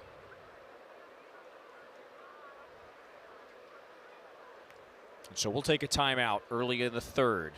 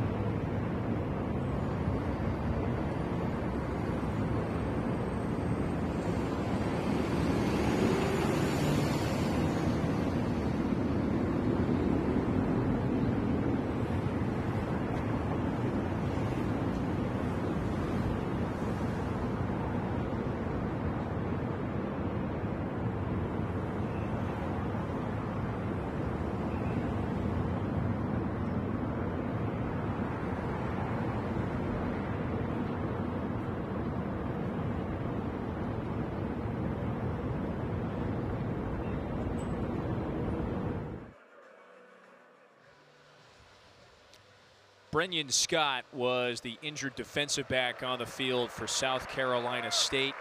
60-year senior from Ruskin, Florida, second year with the program, and you saw just the crunch here as he came in to try to make the tackle on Michael Smith. Hit the ground very hard. Athletic training staff came over immediately to help him out, and he was able to walk off on his own power. Sellers airing it out into the end zone, and a flag. Looking for Nick Harbor. Mario Bookhart on the coverage. Interference on the defense, number 20. That penalty will be enforced 15 yards from the previous spot, and it carries an automatic first down. Your heart rate has to go high when you got 8 on you, and he has no chance, doesn't turn around, so it's an easy call for the officials. When you have that much speed, a defensive back knows if he gets on top, and Harbor is able to do it almost effortlessly. Guy that size, just the ability to get up top. Just that rare combination of just elite size and speed. He was a former 5-star defensive end in high school. Oscar Attaway kept his feet to pick up a couple of more, gain of 5. I can't imagine many tackles in his high school league wanting to face him on the edge. He was the former All-American sprinter, spent the first couple of years at South Carolina doing both, walked away from the track and field squad this spring to focus entirely on football. Attaway was trying to turn the corner, and he swarmed and smothered after a gain of 3. Franklin led the way for the stop. Well, we talked about the defense losing some guys, but on the offensive side, it was the wide receiver position. And, you know, when you think about South Carolina, you always think of some big receivers, Alshon Jeffries, Debo Samuel. I mean, you can just go back and name a bunch of names of guys that were Xavier Legette. Yep. And then you have Nick Harbor, who's not only big, but has all that speed. Sellers keeps. Sellers puts the accelerator on and then tripped up after a 16-yard gain. Gerard Washington somehow tripped him up. Well, and his receivers do a really nice job of blocking downfield. Great fake by Sellers, but look at the blocking there and down the field. And Donovan Murph trying to hold the block, but very good tackle in open field on a big guy that can run the football. Sellers keeping it again. Stiff arm. He's dragging a man with him. Tyler Jones sling him out of bounds. And so a gain of 1. That's it. So it will be second and goal from the 6. I don't know if you realize how fast he gets up on you. Tyler Jones is trying to come. He gave him that jackhammer stiff arm, and Jones is saying, hey, man, was that not a face mask?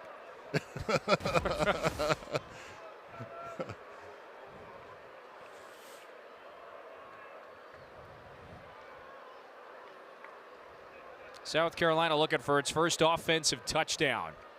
This is Attaway. Breaks through. Oscar Attaway scores a touchdown. From 5 yards out. Shed 1 and trampled in. Well, that offensive line just really established right there, especially on the inside. Boaz Stanley, Shed Surratt, Jovan Ball. Look on the inside. Look at that wall right there. Gives the running back a nice chance. Attaway, he gets behind that guard center area and just attacks it. Gets a touchdown. Mike Shula, the offensive coordinator, second year with the program, first season as the OC. You know, he was complimentary of Attaway in the spring, in preseason camp. He was physical last week. He was physical on that run. South Carolina's first offensive TD of the day. You got a guy coming downhill, you got to stop him, but if you don't, Attaway in for 6.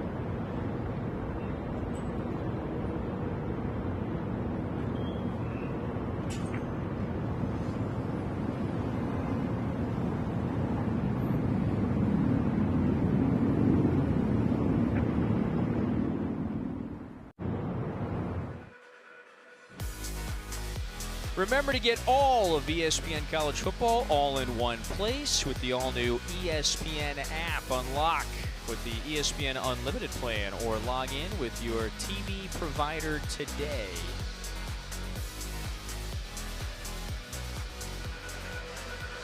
South Carolina finds the end zone once again, but for the first time, it's a first offensive touchdown of the evening. Late night at Willie B. And Lenora Sellers, you see his numbers. 7 of 14 through the air. On the ground that drive, he was effective. So he is South Carolina's leading rusher, just 27 yards tonight. That's all. It was Oscar Attaway who scored that TD from 5 yards out to complete the scoring drive. Well, and that's the one thing you like with that first win. But I talked about it. We talked about it a little bit yesterday. 6 days was a little bit different. You've got to be as efficient as you can in getting prepared.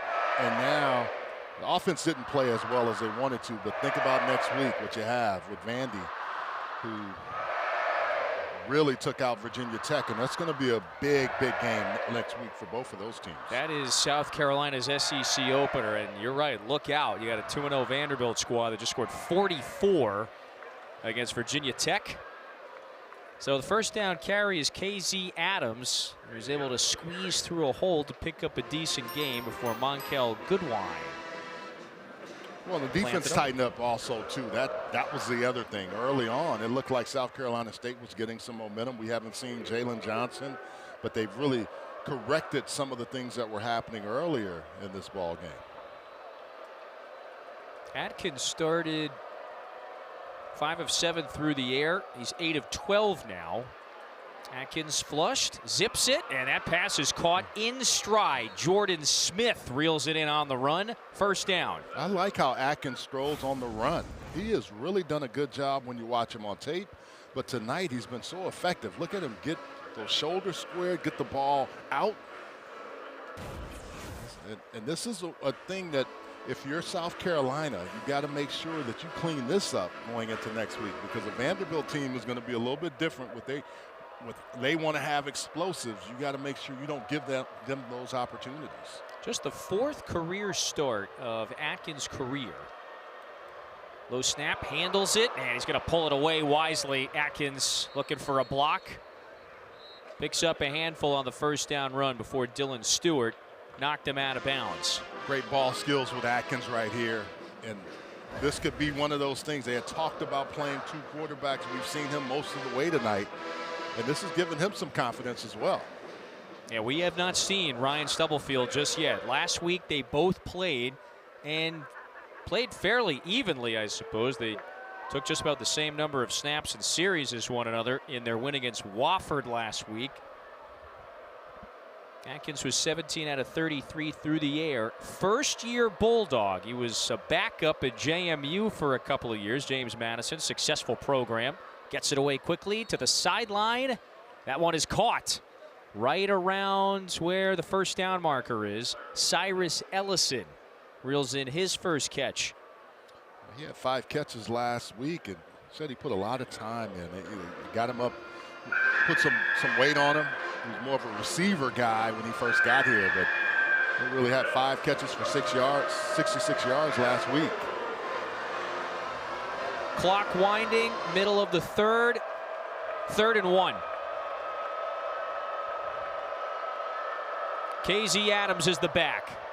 He's got it, trying to break it outside. South Carolina smothers him. It's a loss on the play. Demon Clowney gets into the backfield once again. DQ Smith also. You have the ability to get after a guy. Demon Clowney coming off the edge here.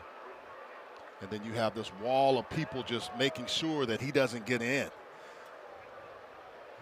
Demon Clowney with the nice use of the hands. Look at that.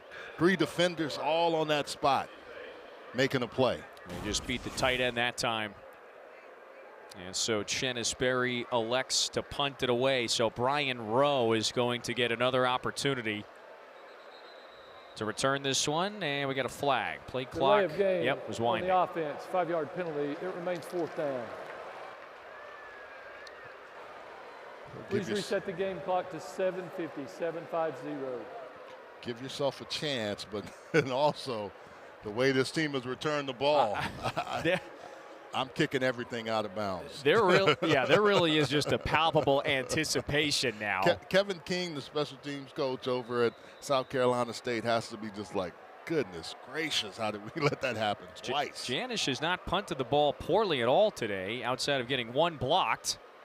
And that's fair caught, and Rowe stumbles but secures it. South Carolina with the ball up 24-3 when we return.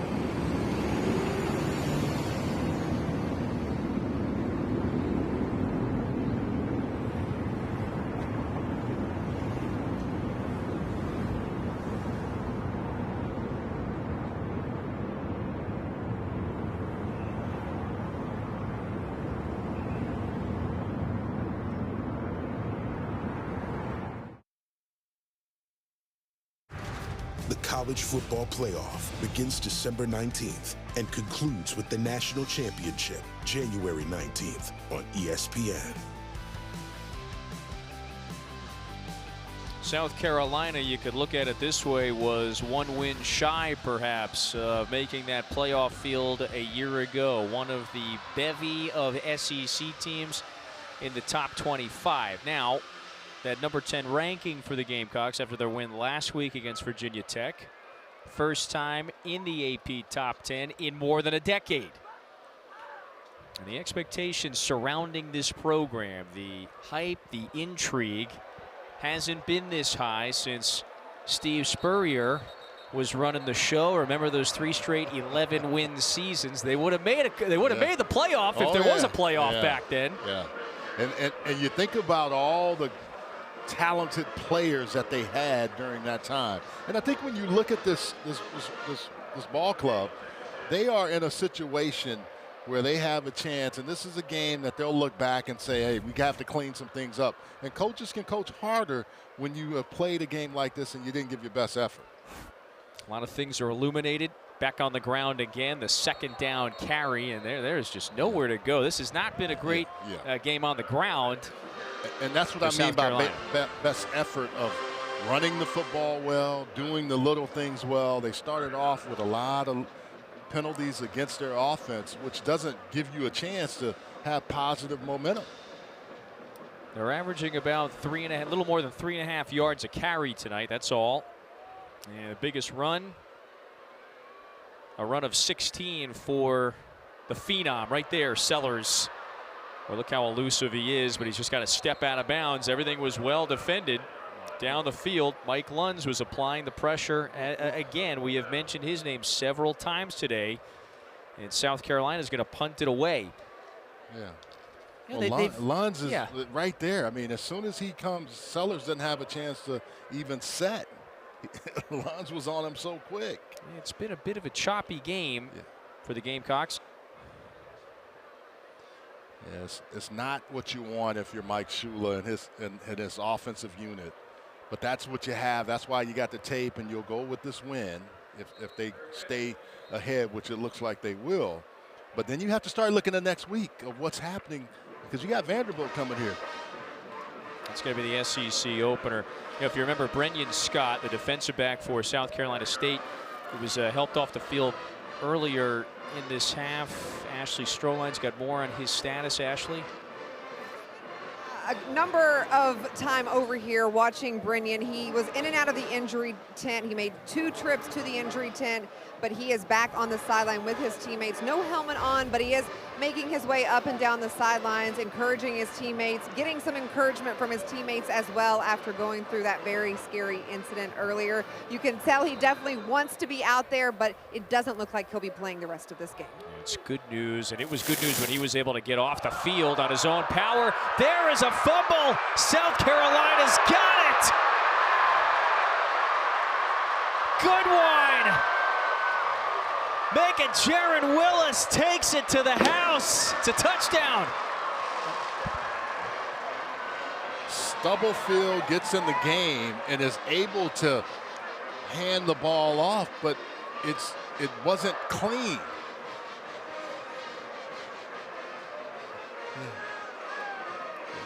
Wow. Defensive touchdown, couple of special teams touchdowns. Complimentary football. When your offense isn't playing the way you want them to, your defense figures it out, and your special teams. Boy, at its finest this evening. Jaron Willis picked up that bouncing football, the junior from Albany, Georgia.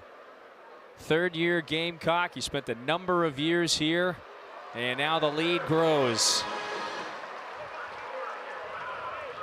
First turnover of the evening. Well, Stubblefield gets in the game, and it was a great job of knocking the ball out, but Jaron Willis is able to get that and take it back to the house. And look at him. He's going to celebrate. Brian Thomas Jr. looks like he was able to get a hand in there, 46.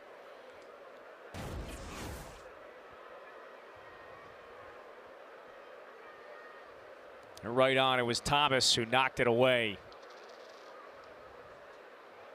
So, and there is Marquis Anderson, who's a little hobbled now after the extra point. But it is 3 defensive and special teams touchdowns tonight for South Carolina. You know, I mean, Beamer ball, right? Yep. The Shane Beamer's version, Beamer ball 2.0. You know, his dad, if you thought about those Virginia Tech teams with Bud Foster and the lunch pail and all the different things, I think they kind of emulated that here. They want to have that same feel. And that's what you have to have. When your offense isn't playing well, your defense steps in, your special team steps in, and they make plays. And that wasn't on Stubblefield. You know, he had just gotten in the game. I mean, Mason Pickett Hicks was the running back, and Brian Thomas just flew in there. I mean, that's what they expect out of him and Dylan Stewart, be disruptors.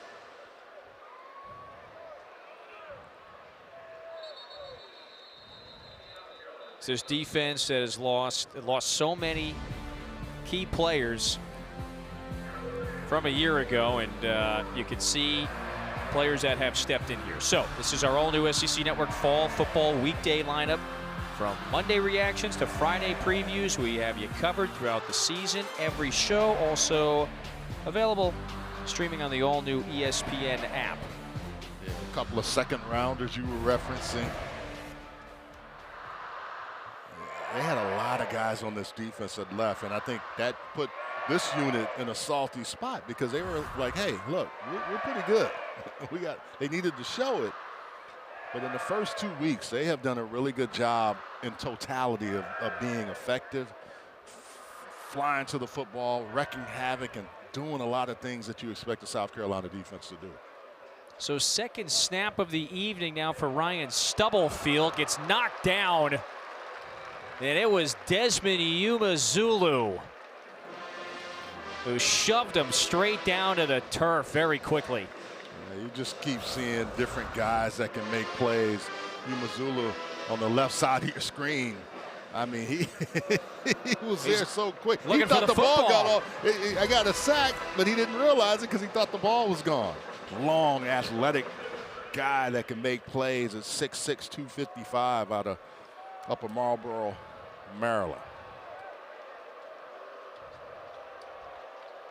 So after a loss of 12, 2nd and 22, more pressure. That pass is caught. And we got a flag on the near side of the field. Jordan Smith did make the catch. An eligible player downfield on the offense, number 77. That penalty is declined. It's third down. So Charles, here are the aforementioned Gamecocks. These are the 5 defensive players. Just 5 players from last year's defense alone were drafted, several in the second round. All 5 of these, of course, on their active rosters to begin the NFL season. Well, you talk about certain things about South Carolina when they're really good. It's defense, right? I love the Matt helmets tonight, too, but I think that's what you have. And you have these young guys that have played with those guys that you just saw that said, hey, I want to be a part of that, too. Stubblefield on the run. Pass is bobbled and dropped. Johnson could not haul it in. So it is 4th and 15. And so the South Carolina pressure, it's getting to the backfield. They're starting to toy with Stubblefield. Well, you know they're one-dimensional now. They're not really looking to run the football anymore. The last time they tried to run, turnover. And it just, once they start understanding, hey, we got these guys where we want them, they just keep attacking. Please reset the game clock to 4:44. 4:44. Thank you.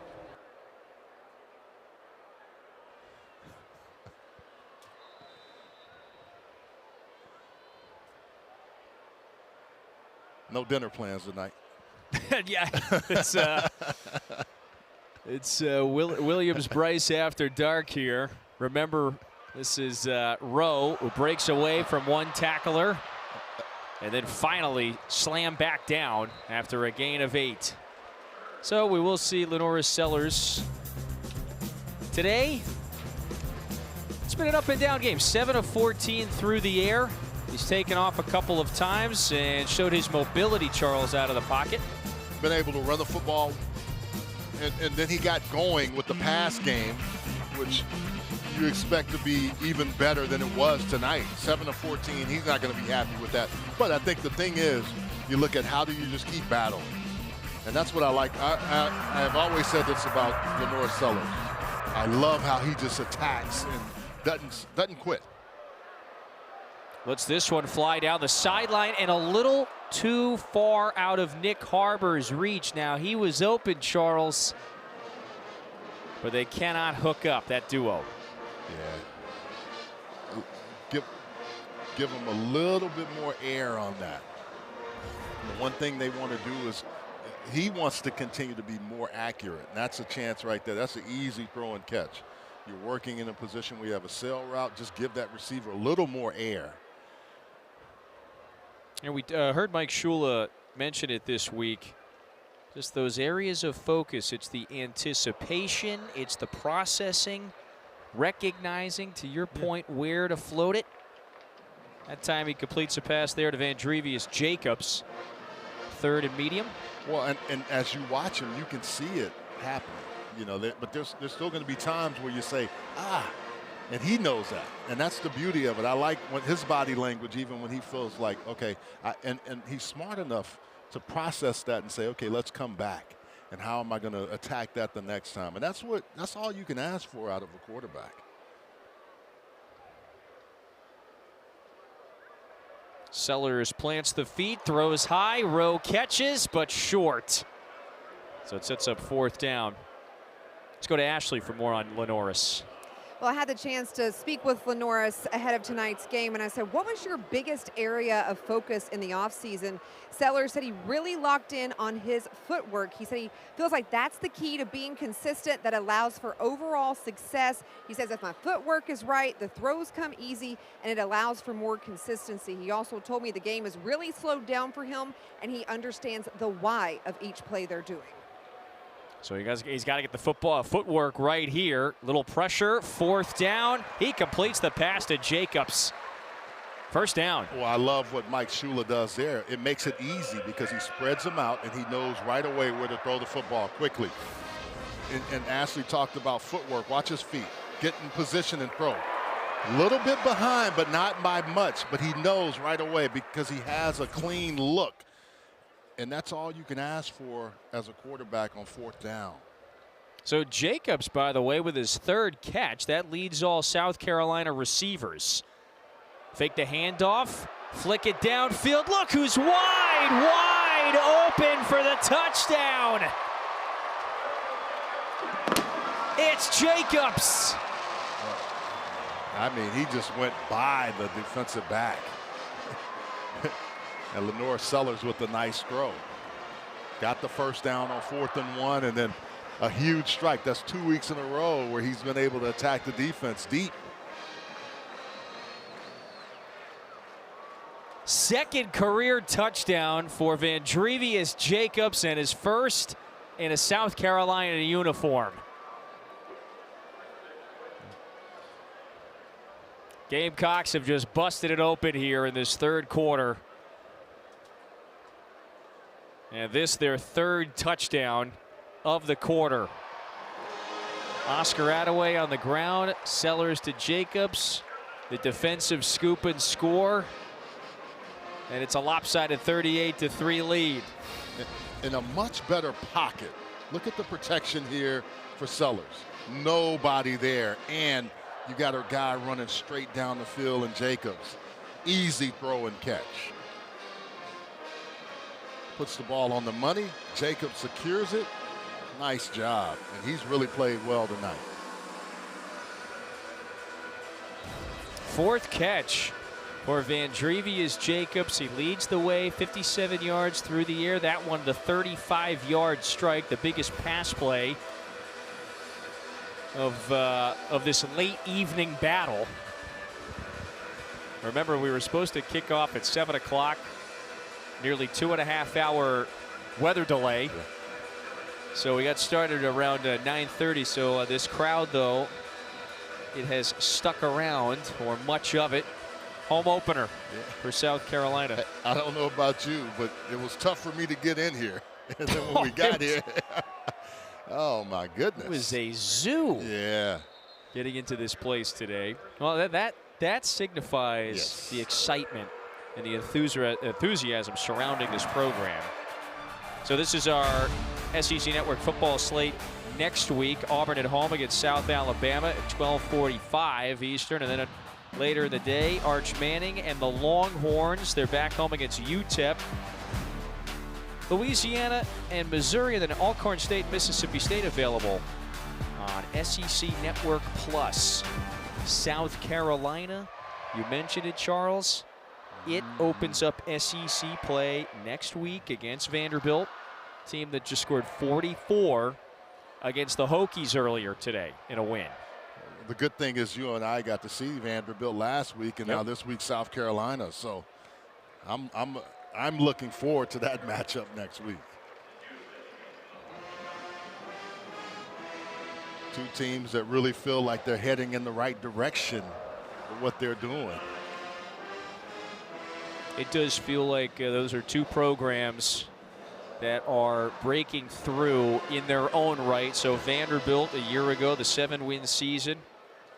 First winning season in more than a decade. South Carolina with the 9-win season. Their best year in more than a decade as well. So two programs that are on the up and up. That pass from Stubblefield, rifled and caught.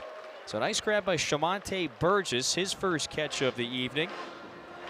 Minute and 30 left in this third quarter. Good catch and being able to secure the catch.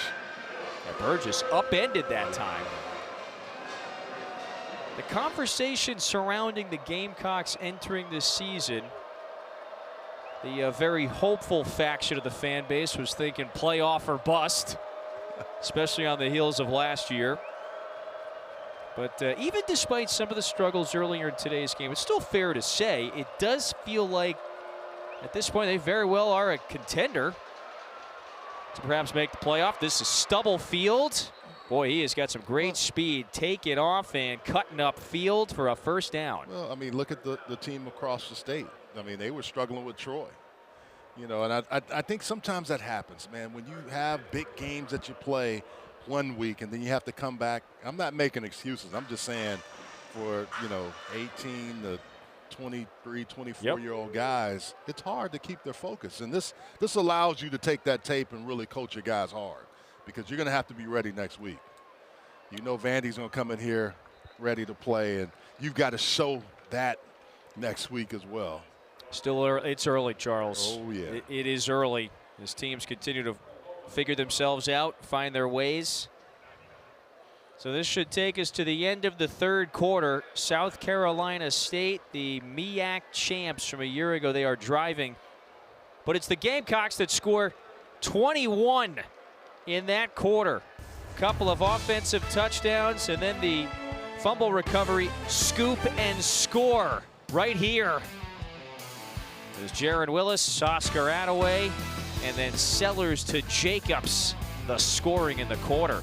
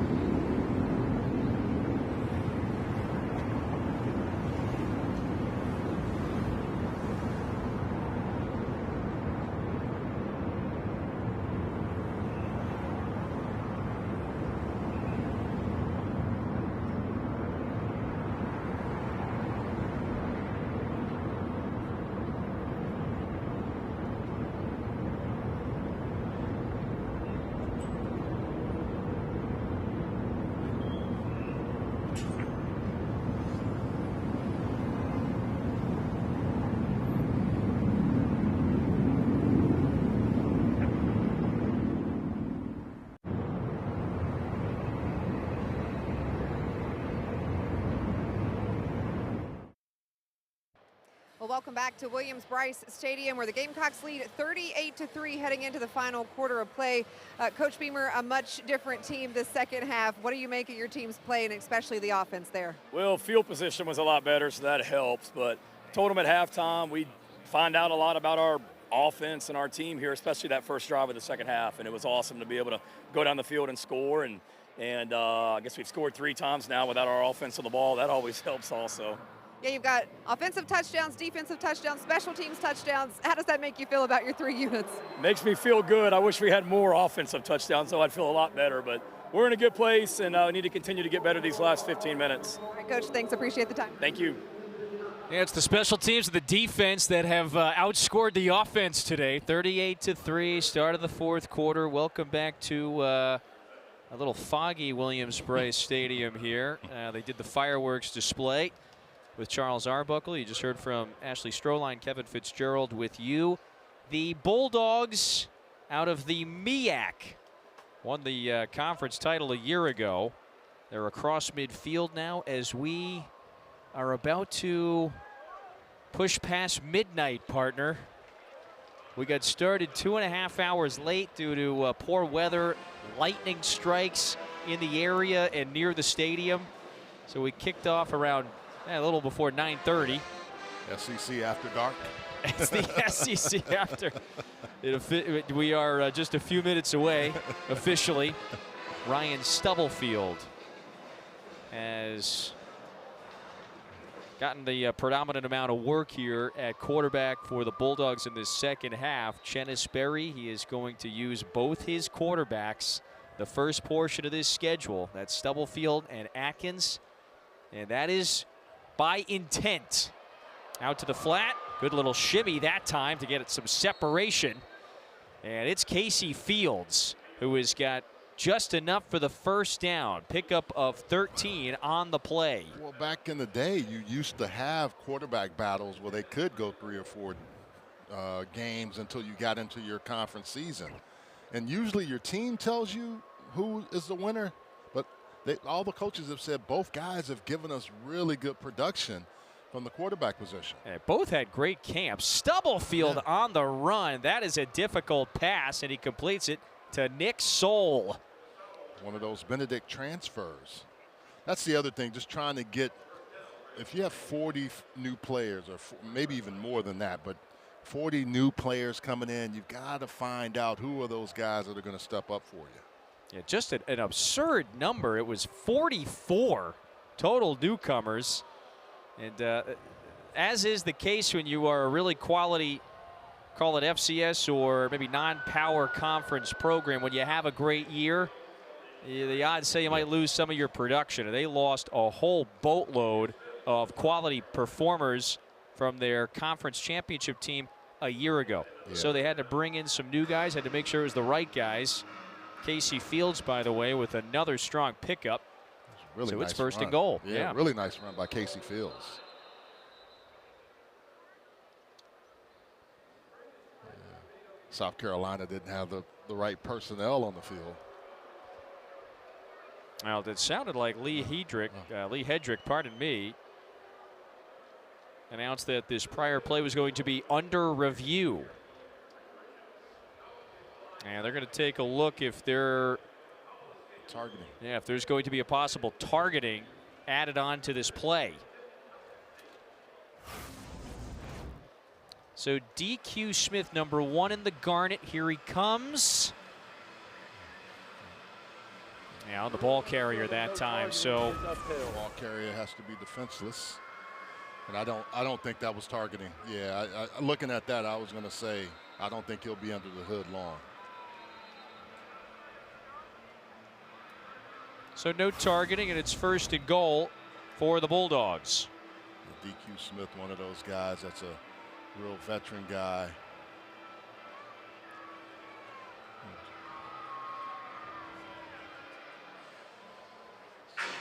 Hits him in the shoulder area.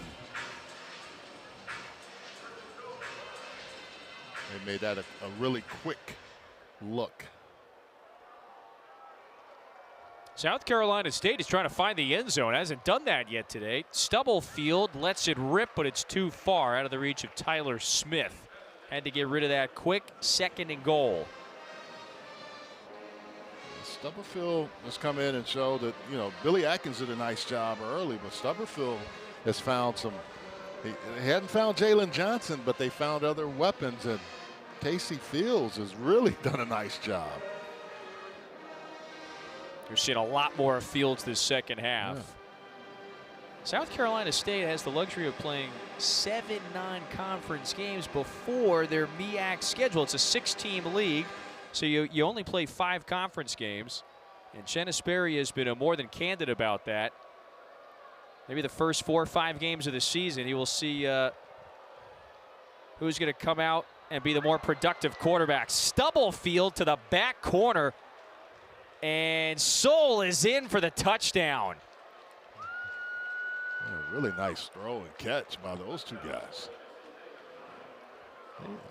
South Carolina State attacked on that drive, and Stubblefield looked really good getting them down the field. Transfer out of Incarnate Word. 11-play, 75-yard touchdown drive, engineered by the 6th-year senior Stubblefield. And so the Bulldogs have found the end zone. Nick Soule makes a nice catch in the back corner. And Cavanillas Alti, no problems on the extra point.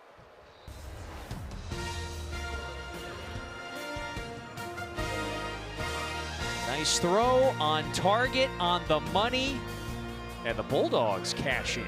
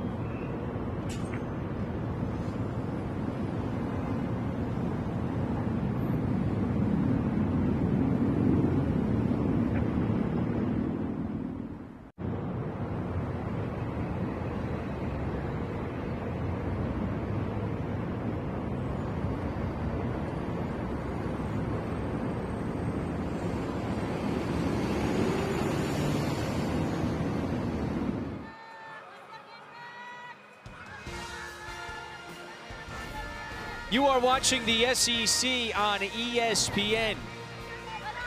It's a late night at Williams-Brice Stadium. We're officially into Sunday. South Carolina 38, South Carolina State 10. Weather delay pushed our start time back almost 2.5 hours. And it was a little choppy start to the game, Charles. South Carolina State found the found the scoreboard first. They had a 3-0 lead into the second, about midway portion of the second quarter before South Carolina scored a couple of punt return touchdowns. And they outscored their foes 21-0 in the third. Bulldogs have just responded with a score. Fourth ever meeting between these two schools. I think what it does for both teams, it gives you a chance to understand how you need to prepare if you have any weather delays in the future.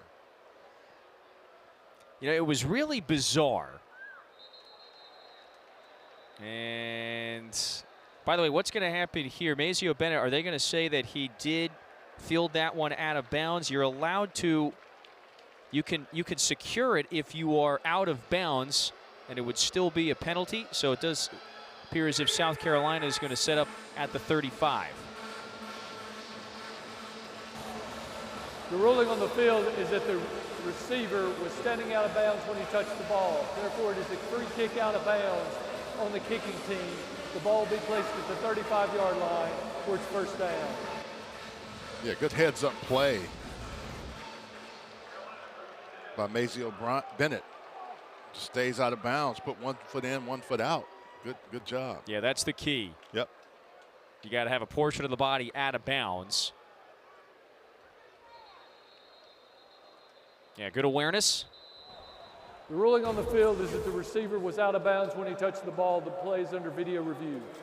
All right, so we're going to review this one with 12:29 to go in the fourth.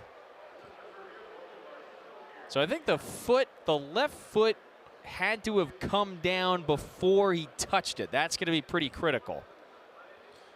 The only funny thing I've always thought about this rule is if you're a receiver, you can't go out and be the first one to secure it. You know, like if you go out of bounds and you're not pushed out. But it looks like 1 foot down, both feet. Yeah, I don't think there was not much to have to sift through, so very obvious. quick ruling. Yep. And so for the first time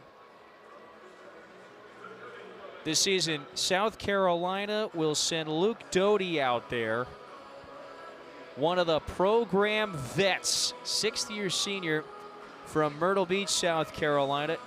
Might be the most versatile player on the roster, Charles. He's been a backup quarterback in his career, part-time wide receiver. A few years ago, he was their primary starter. So he's passed for more than 1,500 career yards. It's been a unique career for the South Carolina native. On the ground that time to Matt Fuller. So the redshirt freshman is getting some opportunities. Doty, one of the just cornerstones for this program. A leader. Always good to have guys like that in your locker room. And one of the other things is will do anything and wants to be a part of the team. And I think that's why he's such a leader, because he's willing to do almost anything they need him to. And so he finds himself slotted as the backup quarterback this year. For the first time in a few years, he was a wide receiver the last couple of seasons. There's a first down run for Fuller. Really nice run by Fuller. The finish. I think that does speak to just the overall strong culture, you know, for this program. Just really feels as if this staff has nailed.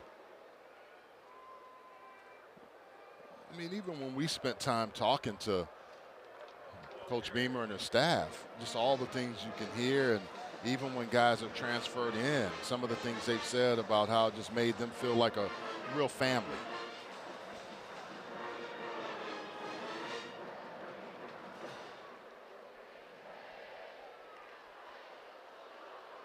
Second and 12, Doty uncorks it down the middle of the field, knocked away, but a flag.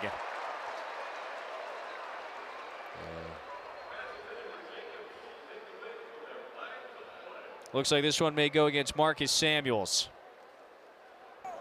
Pass interference on the defense, number 21.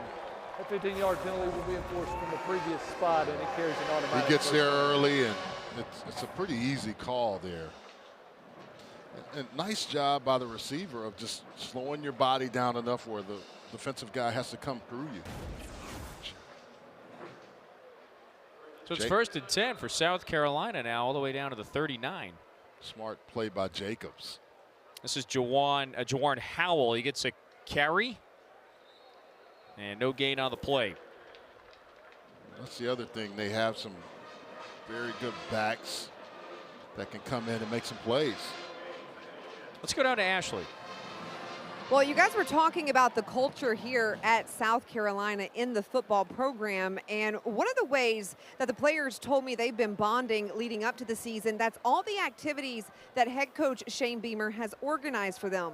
Dodgeball, ultimate frisbee, some basketball. They said we're all super competitive, and this type of stuff only played into it, being able to spend time with each other outside of football, learning to have fun, but also leveling up the competition. And Nick Harbour told me the dodgeball got so serious, shirts were coming off, sweat was flying, and everybody wanted to win that one.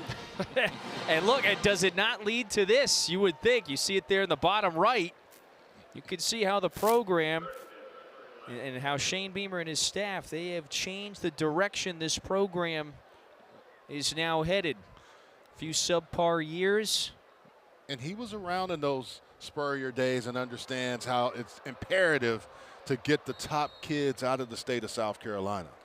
I mean, if you're going to compete and be able to win, the state is not big, but they always have very talented players. And that was the one thing he said when he took this job. He said, I have to do that. I need to make sure the best players in the state stay here, and i.e. guys like Lenore Sellers. Or if they're not high star, guys, they can also then say we will have a situation where we'll make sure we have good players that we develop. They blow this play dead because it looked like the defensive lineman. Start on the offense. Not all 11 players were set prior to the snap. That's a 5-yard penalty, and it remains 4th down. Boy, I thought for a moment there that they might have caught South Carolina State offsides. Yeah. But this one's on the Gamecocks. Yeah. He's not set. Jacobs is not set. He's asking, and he's still moving. And he's like, hey, I've asked you. You got to tell me. And you're the one that threw the flag on me. That would make me mad. It's a tough break.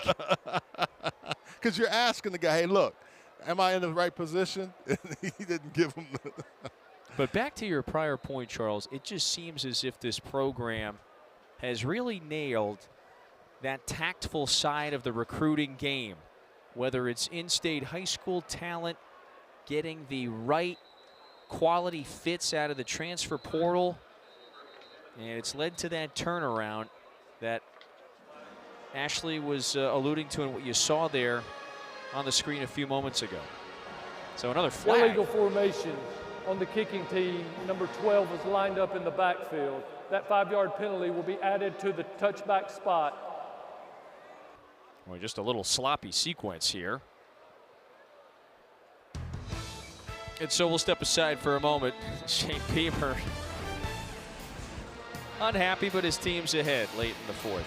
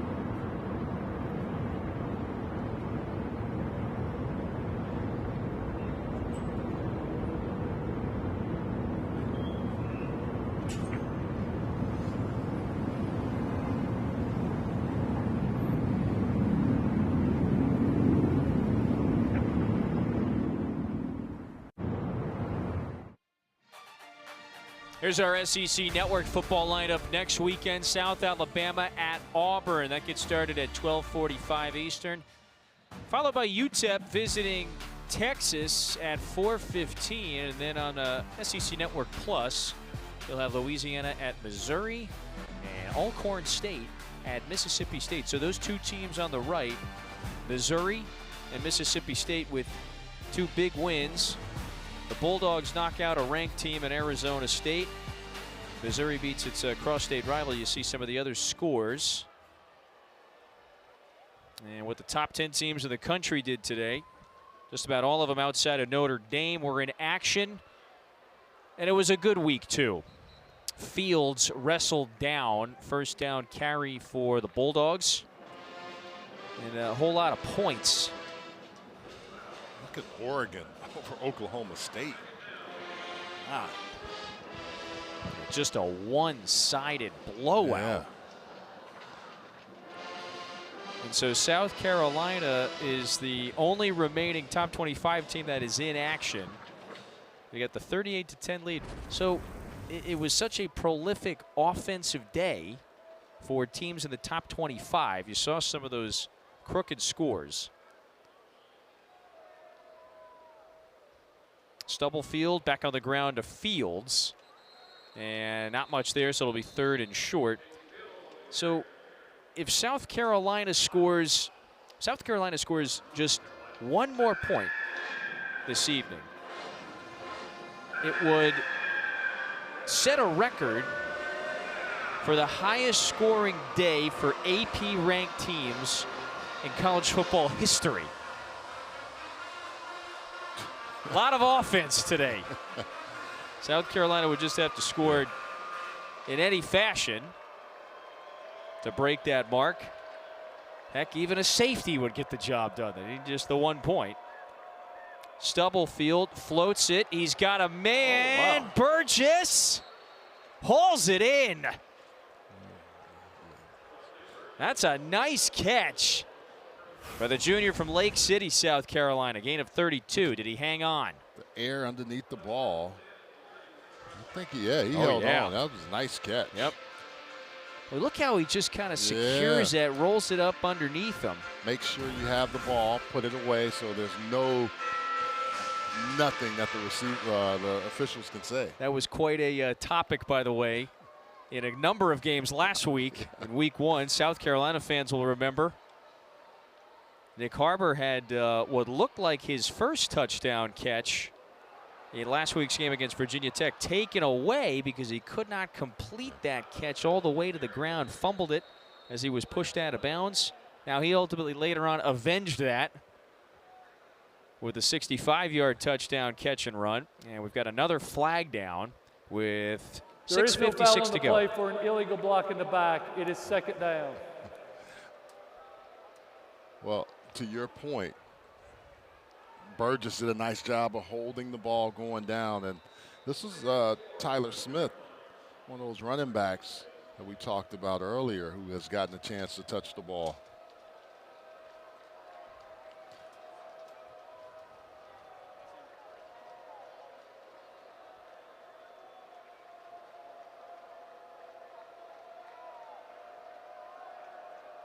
There goes Burgess, 2nd and 4 from the 30. Stubblefield stepping up, misfires, and he had a man downfield.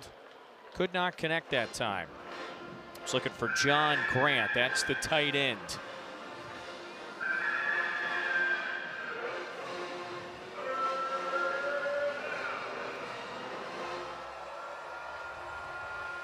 South Carolina State trying to score again. Hey, look. Make this game respectable.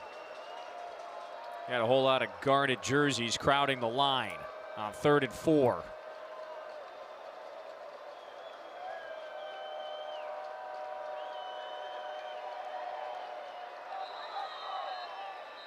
And delay a game.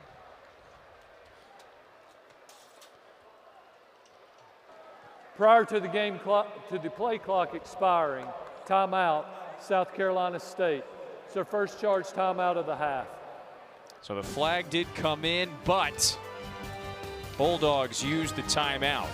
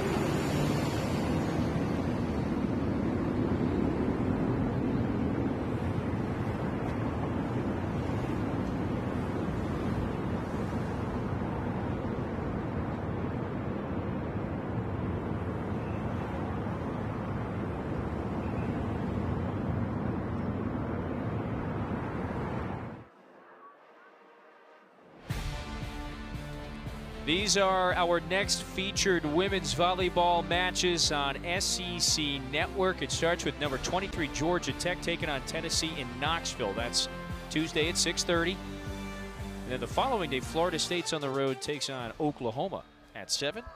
Should be 2 great nights of volleyball. 6:21 to go at Williams-Brice Stadium. It's a late night in Columbia.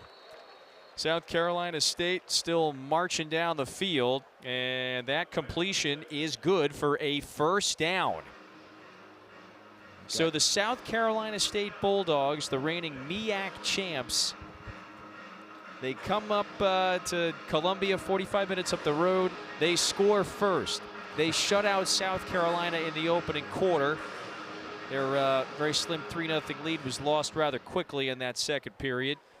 Gamecocks recovered, took a lead into the break, outscored them 21-0 in the third.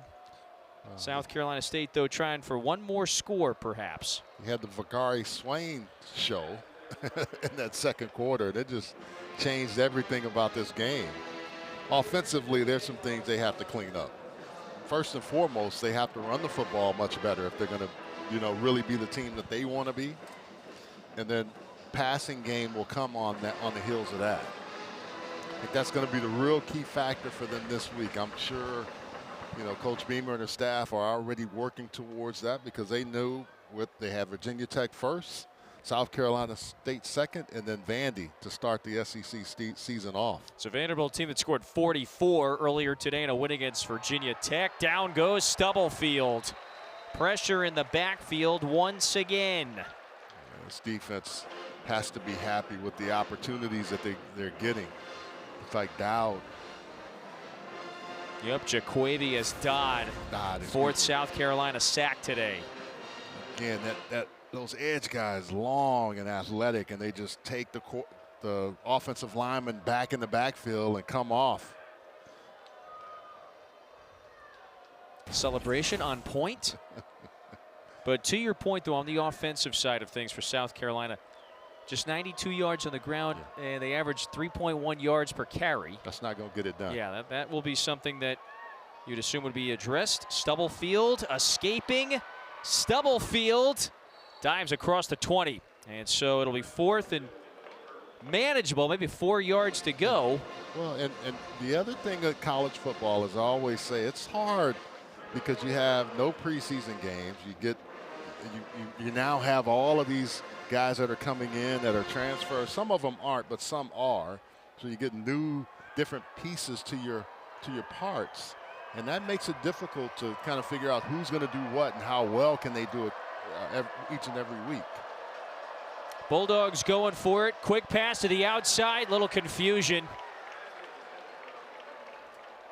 Stubblefield was looking for Nigel Johnson, and somebody either ran the wrong route or anticipated the wrong route. So a turnover on downs. Ball back to the Gamecocks with 4:09 to go. Chennis Berry, Coach Berry wanted that other touchdown. But again, he has a chance now to coach his team as well, just like we're talking about South Carolina. There's some things that the South Carolina State folks can look at and say, okay, here's what we did well, and here's what we have to do much better. The preseason favorites to repeat as MEAC champs. He showed some positive signs today. So for the first time in his college career, here is Prentice Air Noland. Hands it off on that first down play, and solid pickup. So Air Noland, Charles, is the redshirt freshman from College Park, Georgia, former highly coveted 5-star recruit. So remember, in late 23, commits to Ohio State, didn't play all of last year. Shortly after he commit, Julian Sayin flipped from Alabama to Ohio State. Sayin, of course, I think the writing was on the wall that he was going to take over when Will Howard moved on to the next level. So Nolan hits the transfer portal, finds a home here in Columbia.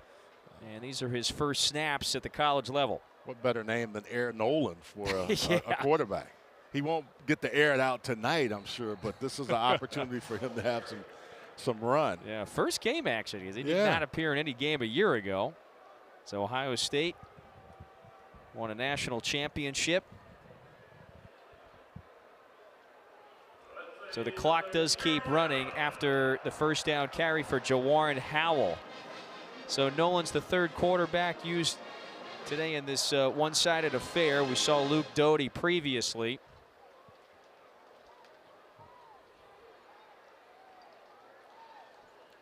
While there are things that will certainly be addressed, this is going to be a Gamecocks team that's going to be 2-0 to start SEC play next week. And they dive right into it. It's Vanderbilt, then at Missouri, Kentucky, before their first bye week, that first weekend in October. You have to feel good about what you have, but look at the next slate of games. Vanderbilt at home for you. Like you said, at Missouri, Kentucky, then at LSU, Oklahoma at home, Bama at home.